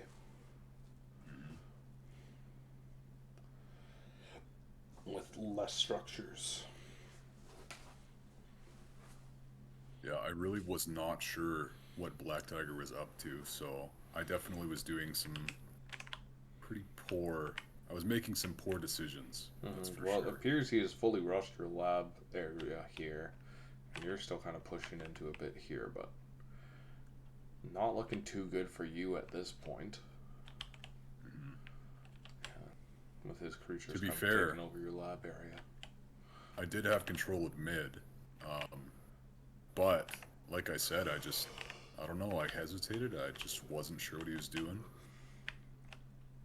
Caught you off guard a little bit here, pushed him into your lab. Wasn't quite Definitely. expecting it, and was able to kind of capitalize off this by the looks of it, just with these two little proxy chambers just up there. Yeah, and meanwhile you're kind of on the back foot here now, retreating, sending your creatures back to try and protect the lab. But he's already got quite a bit of a force going, so it's going to be a little rough for you. And it seems his two proxy chambers are still doing a bit more, busting out a few more creatures here. Your creatures are grouping up here. We are going to see those level... I believe those are your level 3s again, those praying mantises. Yeah, I'm also sad because my creature choice wasn't great. You can see those things are so slow, so it was really hard for me to pivot and defend myself. It just makes me Not an ideal. It just makes me wonder if maybe you could have used your gyrocopter to pick them up and drop them off in the back line. Maybe that could have been a maneuver that you could have tried. Do I have a gyro at this point? I don't Oh, know no, if I that's do. his gyro. That's his gyro. I thought that was yours for some reason. He's No, I building think two I more. was- The sound beam tower's going up in your lab area. It's just going to be insult to injury at this point. Yeah, the classic Black Tiger play.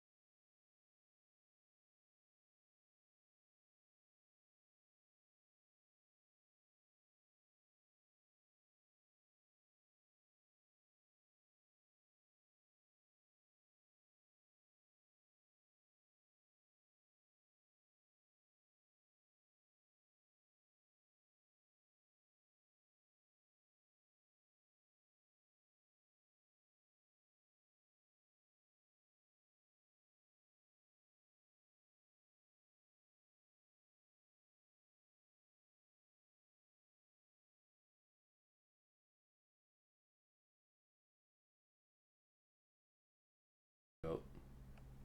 Oh no. Well, we have been muted for the past while, ladies and gentlemen. My deepest of apologies. I believe that whole last match would have been muted, if I am not mistaken. But we are hopping into Game 3 between Girthquake and Black Tiger 3 here. That's mildly frustrating.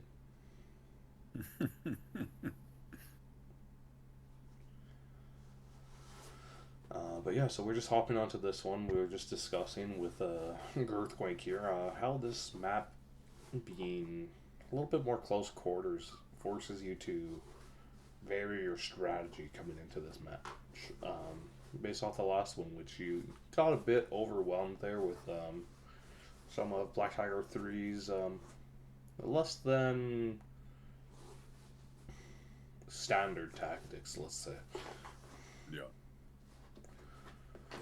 So what were you thinking heading into this third game here? Well, I think it was similar to the first game. Being that the Black Tigers can be so unpredictable, I just didn't want to give him the wiggle room to be able to play out his bizarre strategies on me. Makes sense here, and I guess that's why we probably see you going for this very early level 2 in comparison to Black Tiger 1, who's still here building up some bramble fence and lightning rods. He still has that middle portion entrance. I do see you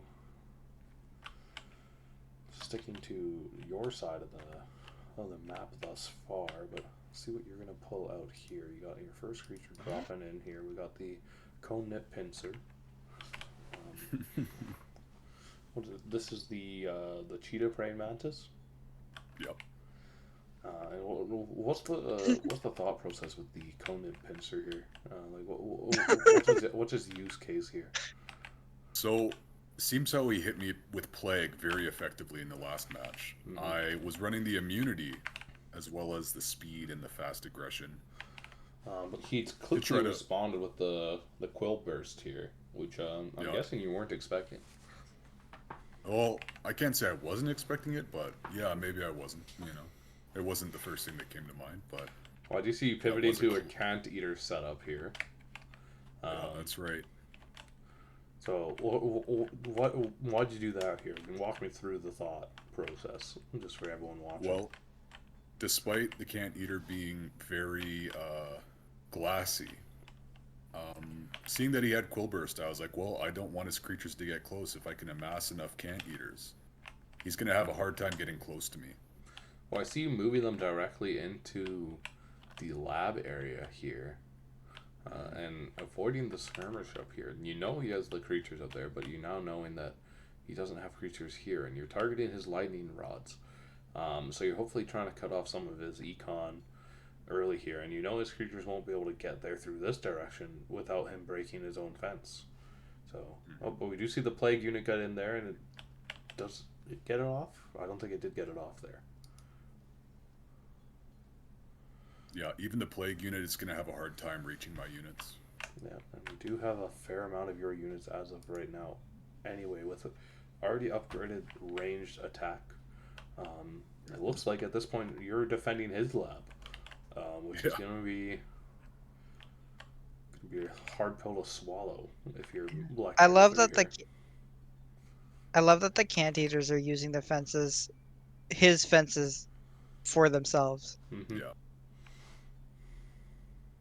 Definitely a backfired strat situation here. Yeah. They dominated choke points. So, and then you see he starts whipping out the Lammergeier snakes artillery to try to counter the Cant Eaters.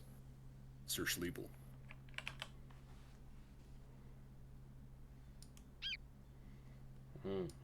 Yes, quite. Oh, Sir Schliebel the Girthless. Yes, Sir Yes, quite. So when I see the Lammergeiers, I instantly, I realize how deadly they are. Well, that's when you bring back out the Cone-Nut Pincers. Yeah. The high damage range, the high damage, high speed units right there. Yeah. Very, very adaptive gameplay here, Earthquake. Very adaptive. Mm-hmm. It seems you're making a very solid push here. Taking out as many henchmen as you can. He's sending his henchmen to fight you at this point. That's how you know he might be cooked. Hit the henchman nice and hard here. You got the Cant Eaters backed up by the Cone-Nut Pincher, aka Sir Schliebel the Girthless and the Cone-Nut Pincher. The ultimate combo. And they are now moving into the lab as there's really just nothing much you can do on the side of Black Tiger 3 at this point. Your lab's kind of just cooked. Henchmen are all dying. The Cone Nips have been pinched. And it looks like you are coming out on top here with a victory over Black Tiger 3 here. So let's quickly hop over to our standing sheet here and just see what we got going on. So, and we can update it all here live on stream. So we have between Black Tiger 1 and Skitter. I believe Skitter was the one who came out on top here. Am I correct? I think so. Yep. Yeah. And then Gray came out on top over Kiki. And then Earthquake over Black Tiger 3. So what does that mean for the bracket?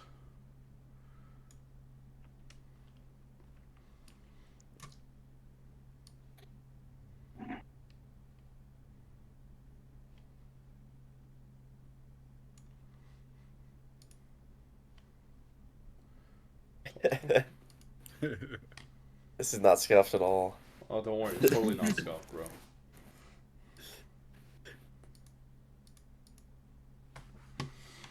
Okay, so Gray is 5-0. Kiki is 4-1. No. 3-2 now. Right? 3-2, I believe. Yeah. And then Black Tiger 1 is 1-4. 1-4. Yeah. Not predicted from Black Tiger 1 here. And then we got Earthquake here with the 2-3, I believe. And Skitter with the 3-2. And then Black Tiger 3 with the 2-1, or the 2-3 as well. I do think Skitter is a 2-3 as well. Did he? So we have 3 people with 2-3 record. So Skitter. So Skitter beat Earth and beat Black Tiger 1. Yeah, then you beat him. Okay, so he's lost 1, 2, 3.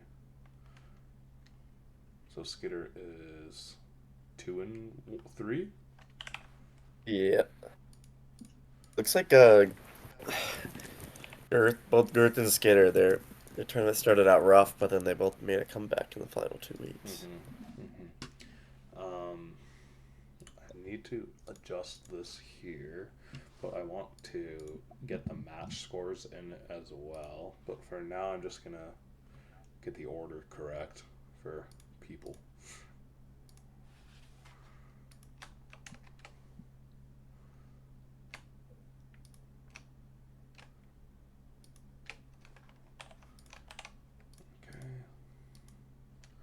So Gray is going to be on top, Kiki is going to be in second, and then it's going to be 3-way tie.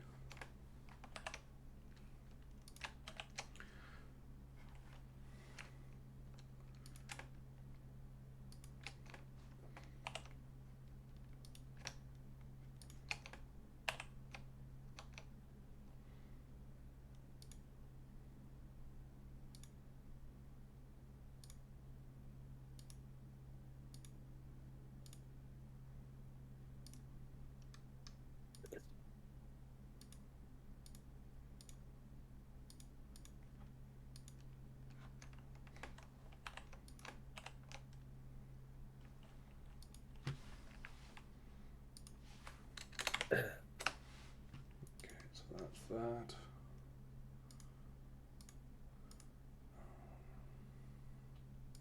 And then let's take a look at the Rex Chance bracket here. We're still waiting for a few games to get played out. But we're most of the way through.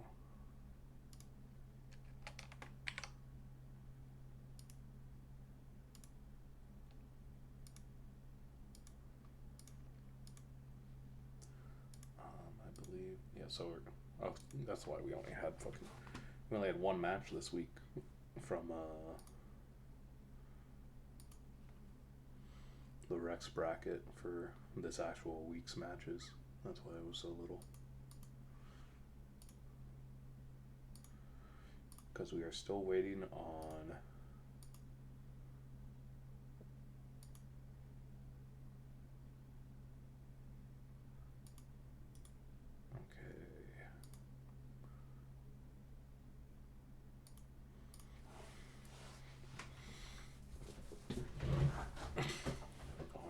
Seabass versus SRS map and the Logic versus Zoe match. Woo! But so based Yeah, on Logic versus Zoe might not happen till the next weekend. that's fine. Cause I get free when it's midnight for Zoe, and that's all I could do. All right. Well, you're currently 4-0, so you are undefeated, from what I remember. Oh. SRX has his 1 win and has lost 3 times. Zoe has a 1 win and has lost 3 times. Zoe has 2 wins. 2 wins? Oh, She be winning? Did she not beat winning? I think she did. Yeah, she did. Or did winning win? Let me double check the records. I thought winning won the last two. Actually, yeah, now that I think about it, I think winning won that one. Yeah, I think so too. Because that was the one you streamed today. The last one was Deep Freeze or whatever, right? Yeah. Okay.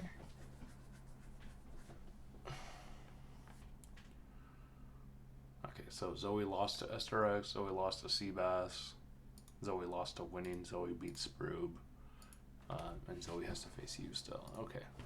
And then we got Sproob, 1, 2. Sproob is 3 and 2. Seabass is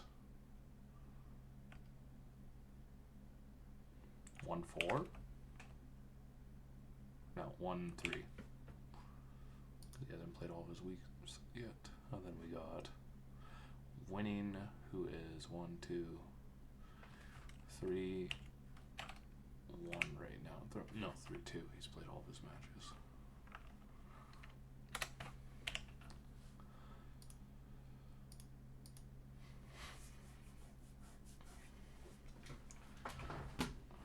Okay, move all these like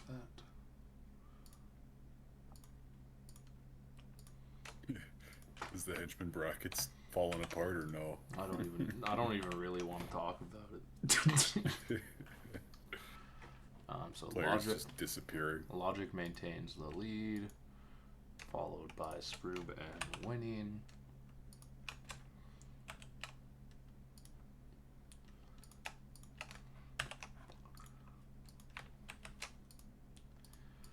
And then after that it's Seabass, Zoe.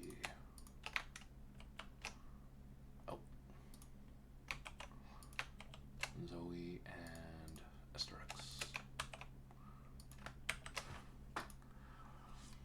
And then the good old hench bracket.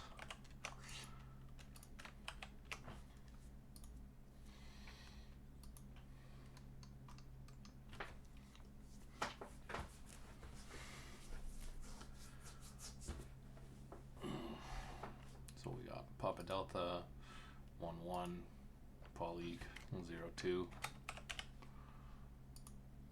And XY 2-0. Oh my god. That is the entirety of the henchman bracket. Wow.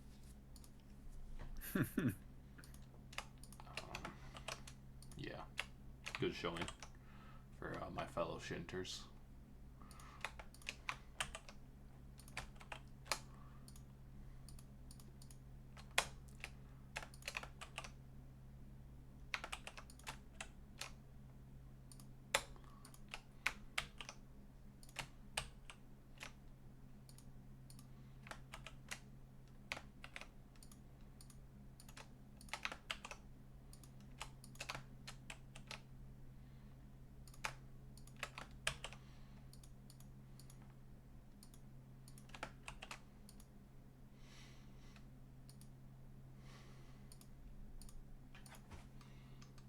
Alright, so we are now looking.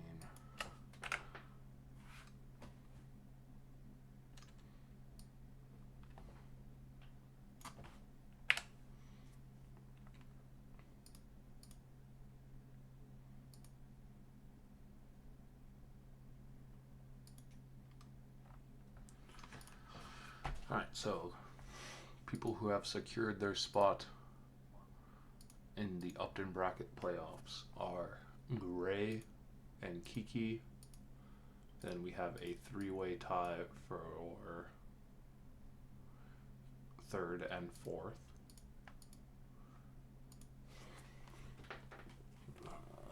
I should probably pull up the rule book to make sure I remember what the fucking tiebreaker rule was.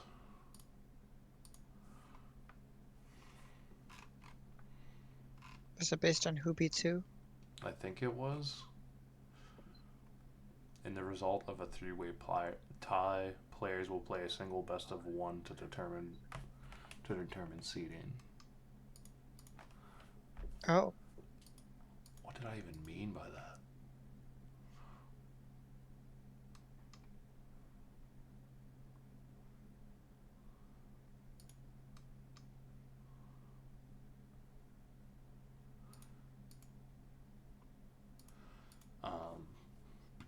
As I'm still kind of developing the stuff here, what do you guys think about it being a free-for-all between the three? Or should I do something else? That is definitely not the way. That's not the way? Alright, Yeah, I was gonna say a three-way free-for-all would not be fun. Okay. Should I base it off head-to-head then? Yes. Because I think... So, like, Black Tiger 3 was beaten by Girthquake. Did Skitter beat Black Tiger 3? Skitter versus Black Tiger 3. Black Tiger 3 beats Skitter. And I believe Girthquake just beat Skitter as well. So I believe that defaulted to... Wait, Girthquake beat Skitter? Yeah. I did not beat Skitter. Wait, you didn't? He did not. Oh, okay. No. Darn, that makes it a rock, paper, scissors instead of a... But you beat clear Black order. Tiger 3. Yes. Black Tiger 3 beat Skitter. Skitter beat you. So yeah, it's a rock, paper, scissors instead of a clear order of Skitter being on top and then Girth and then Black Tiger 3. Mm-hmm. Because Black Tiger 3 beat Skitter. Darn. I was hoping it to be clearer. Okay, so now we will have to do the fun portion of calculating. What if you look at the Alright, game scores? That's what I'm looking I at. was deafened, so are we deciding seeding? That Yes. was what I was wondering. Yes, that's what we're figuring out seeding right now. Yeah. And If you we're go by figuring the out I how match to saw there's an solve- scores, issue maybe. with that. We're figuring out how the... Well, you could look at how the people in contention how their matchups against each other went. That's the problem, is it's a complete fist fight. Girthquake beat Black Tiger 3, lost to Skitter. Skitter beat Black Tiger 3. No, Skitter beat Girthquake, lost to Black Tiger 3. So it's going to have to come down to record, but I feel like they also have the same records. Yeah, that's Go that's by match wild. scores. You could go by like seeding of their wins or something. I don't know. Or just I'm make pulling them play up the another individual game. match score. If the match scores are dead even, then we'll have to do other stuff as well. Okay, so... Yeah, that's wild. Skitter and Girth really made a comeback at the end. Mm-hmm.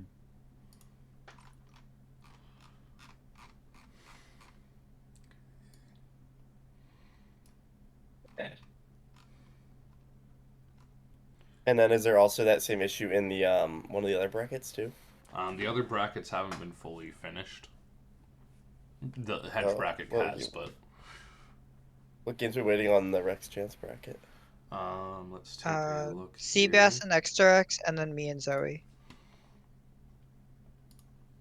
Yeah. I haven't heard from S-Jax in a while. I'm not sure if he's still around. I mean, you played last week's match, so... Oh, did he? Okay. Actually, I feel like he did, though. Pretty sure he did. I think winning S-Jax played their matches like 2 weeks ago or something. I don't remember any. Okay, It was a while so ago, yeah. Your first week match... That's Gray there, right? Yeah. Gray versus Black Tiger 1v1. I can remember it off the top of my head. I dropped one game to the first series I did, to Black Tiger 3, I think. And then Okay, so... I 2-0'd all other series except for the Kiki one where I also dropped a game.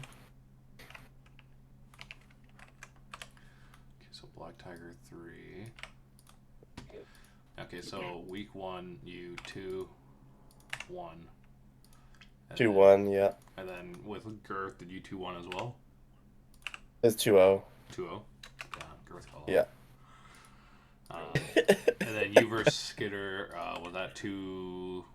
I'm pretty sure that was 2-0 as well. I think. Yeah, Fuhrer and DePario, I think. You didn't play Walheim? Maybe versus double check Skitter? that. I think. Gray versus Gray Skitter versus BT1. Gray and Skitter versus BT1.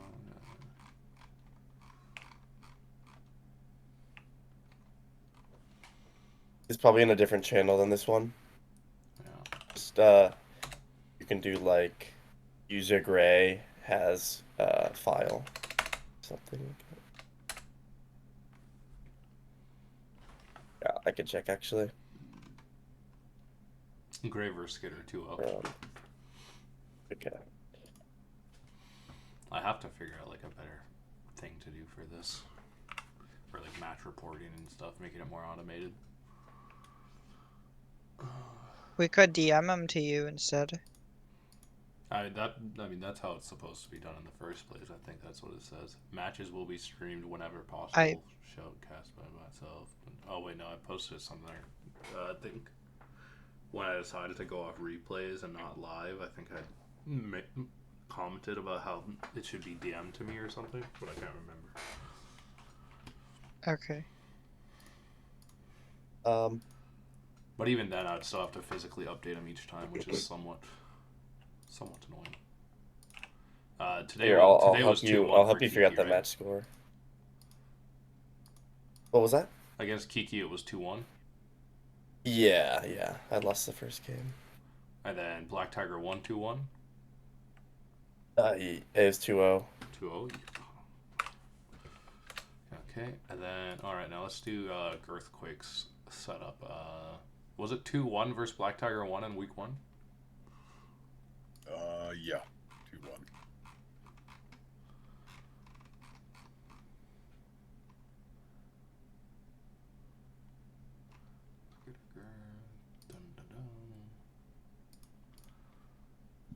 Let's go replays.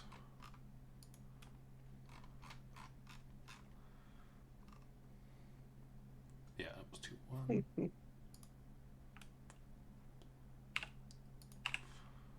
And then Kiki versus Skitter. 2-1.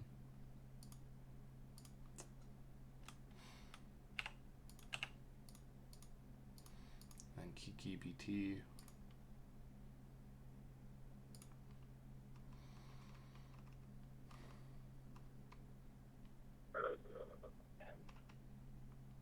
2-0.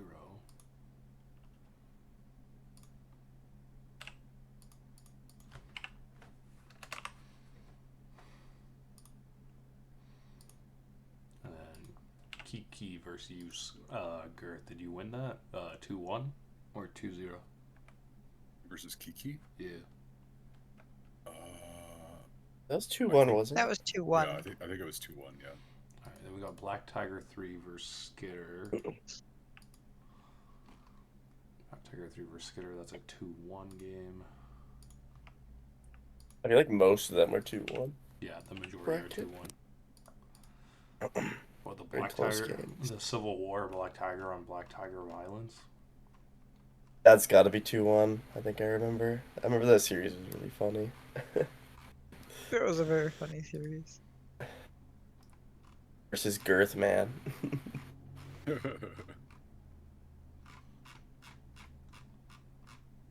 That's me.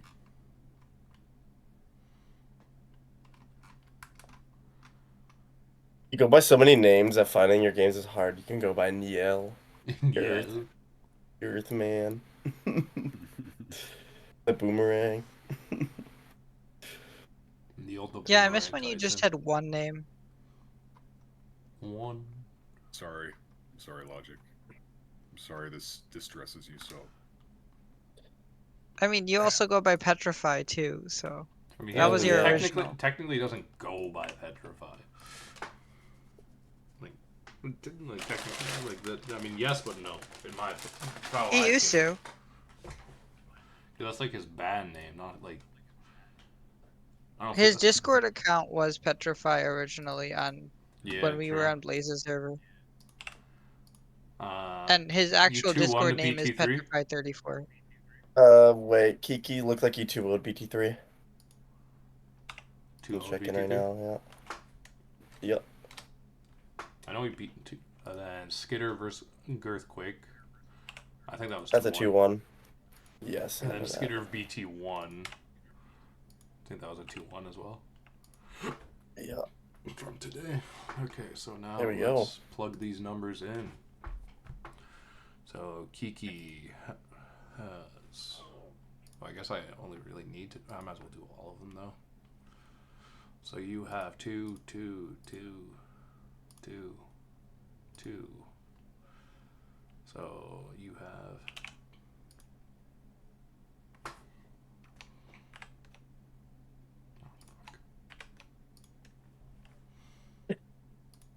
42. Hell yeah. You have 10, 2, and then how many single matches have you lost? 1. I've only lost 2 matches, I think. 2. You're The 10. BT. You're 10 to 2. BT3 and Kiki. And then Kiki has 3 wins and 2 losses. So 2 wins here. 2 wins here. That's 4, 5, 7, 8. 8 to 4, I believe. No, 8 to 2. 4.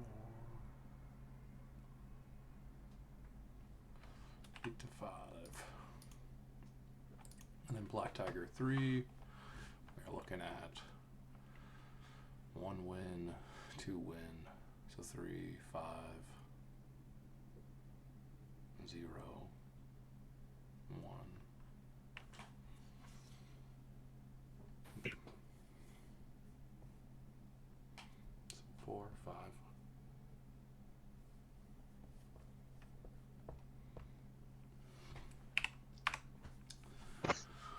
Black Tiger 3 being 6 to boom.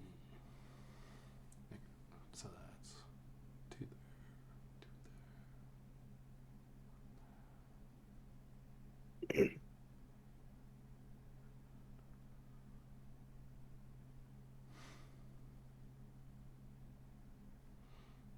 2, 4,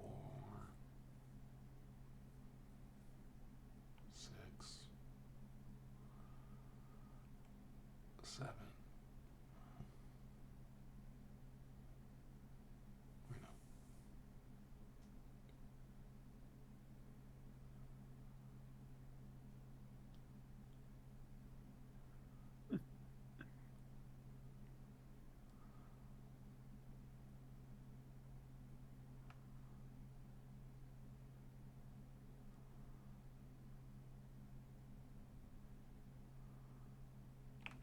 Alright, calculated. What'd you calculate? Black Tiger ones, it's 4 and 9, I think, for him. 4 to 9. Yeah, that's Black Tiger 1. And then, okay, so we got Skitter, 2 win, 4 win, 0, 1, 5, 6.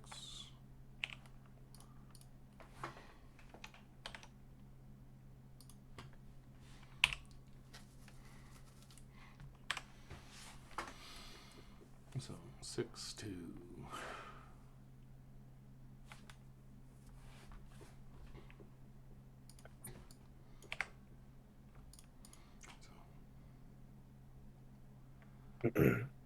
What's 4?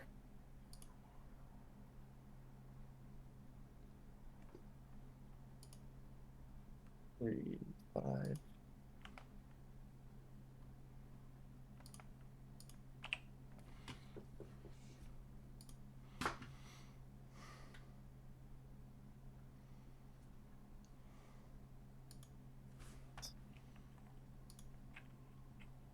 There should be 6 and 8, I think. Earth as well as 6 and Right? 8. I think so. 6, Oh shit. 3. This bracket is too close.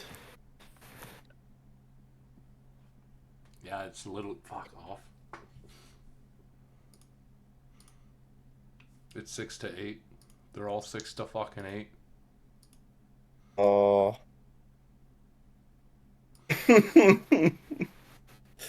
Yeah, that worked out weird. That's crazy. They're all 6-8 with coin flip as well. Because like it's like Yeah, rock, that's like the closest. they have a rock paper Whoa. scissors.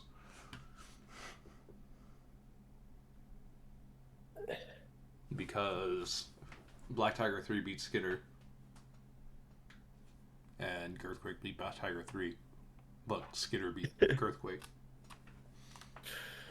Gerd, you motherfucker, you had that Skitter series, bro. You had did. not Gray. You had to 2-0 You him. had it. You had to 2-0 Girthquake. You wanted me to. I just wanted it over with because bro's such a sweat. Yeah, but if you had won that, then it would have just been a tiebreaker between BT3 and like if you had won one game there, it would have been a tie. If any of you had won one game, the time you got 2-0'd. And I think it was by Gray every time. It was by Gray every time. If one of you managed to beat Gray one time, the tiebreaker would have been so much simpler. But you all fucking got destroyed by him. Yeah. Just the way it is. Yeah. So now the question is, how do we solve this? Because I don't know how to break a 3-way tie like this without doing. Maybe you can. I mean, does everyone want to be in the playoffs? In there? You think neither one? You think both the Black Tigers are gonna drop out of playoffs? No, Black Tiger one's already eliminated from playoffs. Yeah, but Black Tiger 3 is gonna drop the name. I don't know. Alternatively, what we could do is you both play best of ones. So you each play a best of one against each other. So you play 2, Kiki plays 2, and Black Tiger 3 plays 2. And then whoever has the best record from that moves on, and then the other 2 take the head-to-head record, and whoever wins that moves on. Because I'm pretty sure somebody How is about? probably going to 2-0. Because you can't all They win just one play a lose one. free-for-all. I thought Two-person I match. pushed that earlier, and everyone said it was a bad idea. Well, Gray's I wonder laughing who'd at get it. doubled first. That gives you an idea of Yeah, how I bad it fucking is. wonder who. Well, with Girth's luck, it's probably Girth. Let's just send the free for all. I don't care. I will ping all 3 of you guys then. That's a dangerous game with Black Tiger 3 in the match. Yeah, you know I'm gonna get hard doubled. Do you guys want to It's like do it's like a magnet. Black do Tiger we 3 think that's the free-for-all. like safest way to do it? Unless you can come up with a better idea, I don't care. The only other way I would do it is a best of is a like 2 game each tiebreaker. So you both play each matchup again, just a best of 1. And then whoever has the best wins and moves on. So because one of them is bound to probably win 2 in a row, I think. Yeah. Something like I think statistically someone has to win 2 games and everyone else has to lose. I don't think everyone can win 1, lose 1, but it could be possible. That'd be funny. So for now, I think it's probably just gonna go free for all for tiebreaker.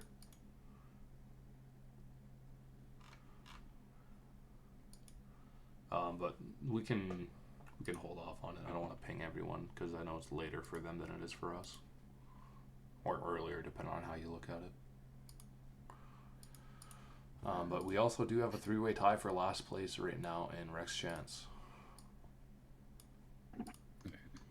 Oh man. And I'm thinking Well, whoever ends up being on the bottom of the Rex Chance bracket, the bottom 2 people,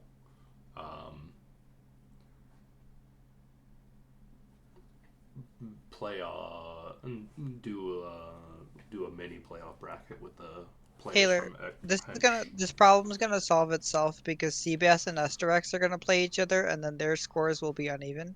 Mm-hmm. And then I'm gonna play Zoe, and so she's going to gain or lose, but probably gain. So more Yeah, but I'm losses. thinking about taking the bottom 2 people from there, then putting them against the top 2 from Hench. Hench. Oh, yeah. Okay. That way, there's a complete bracket there because, yeah. Mm-hmm. Well, the fact is, 3 people just didn't show up, which I mean, realistically, is actually pretty good. Yeah. For the amount of people we had signed up to only have like 3.5 people drop out. That's not too bad. All right, well, that has been my time for this evening. We will discuss with the council and how we want to do this tiebreaker. Good stream. Thank you.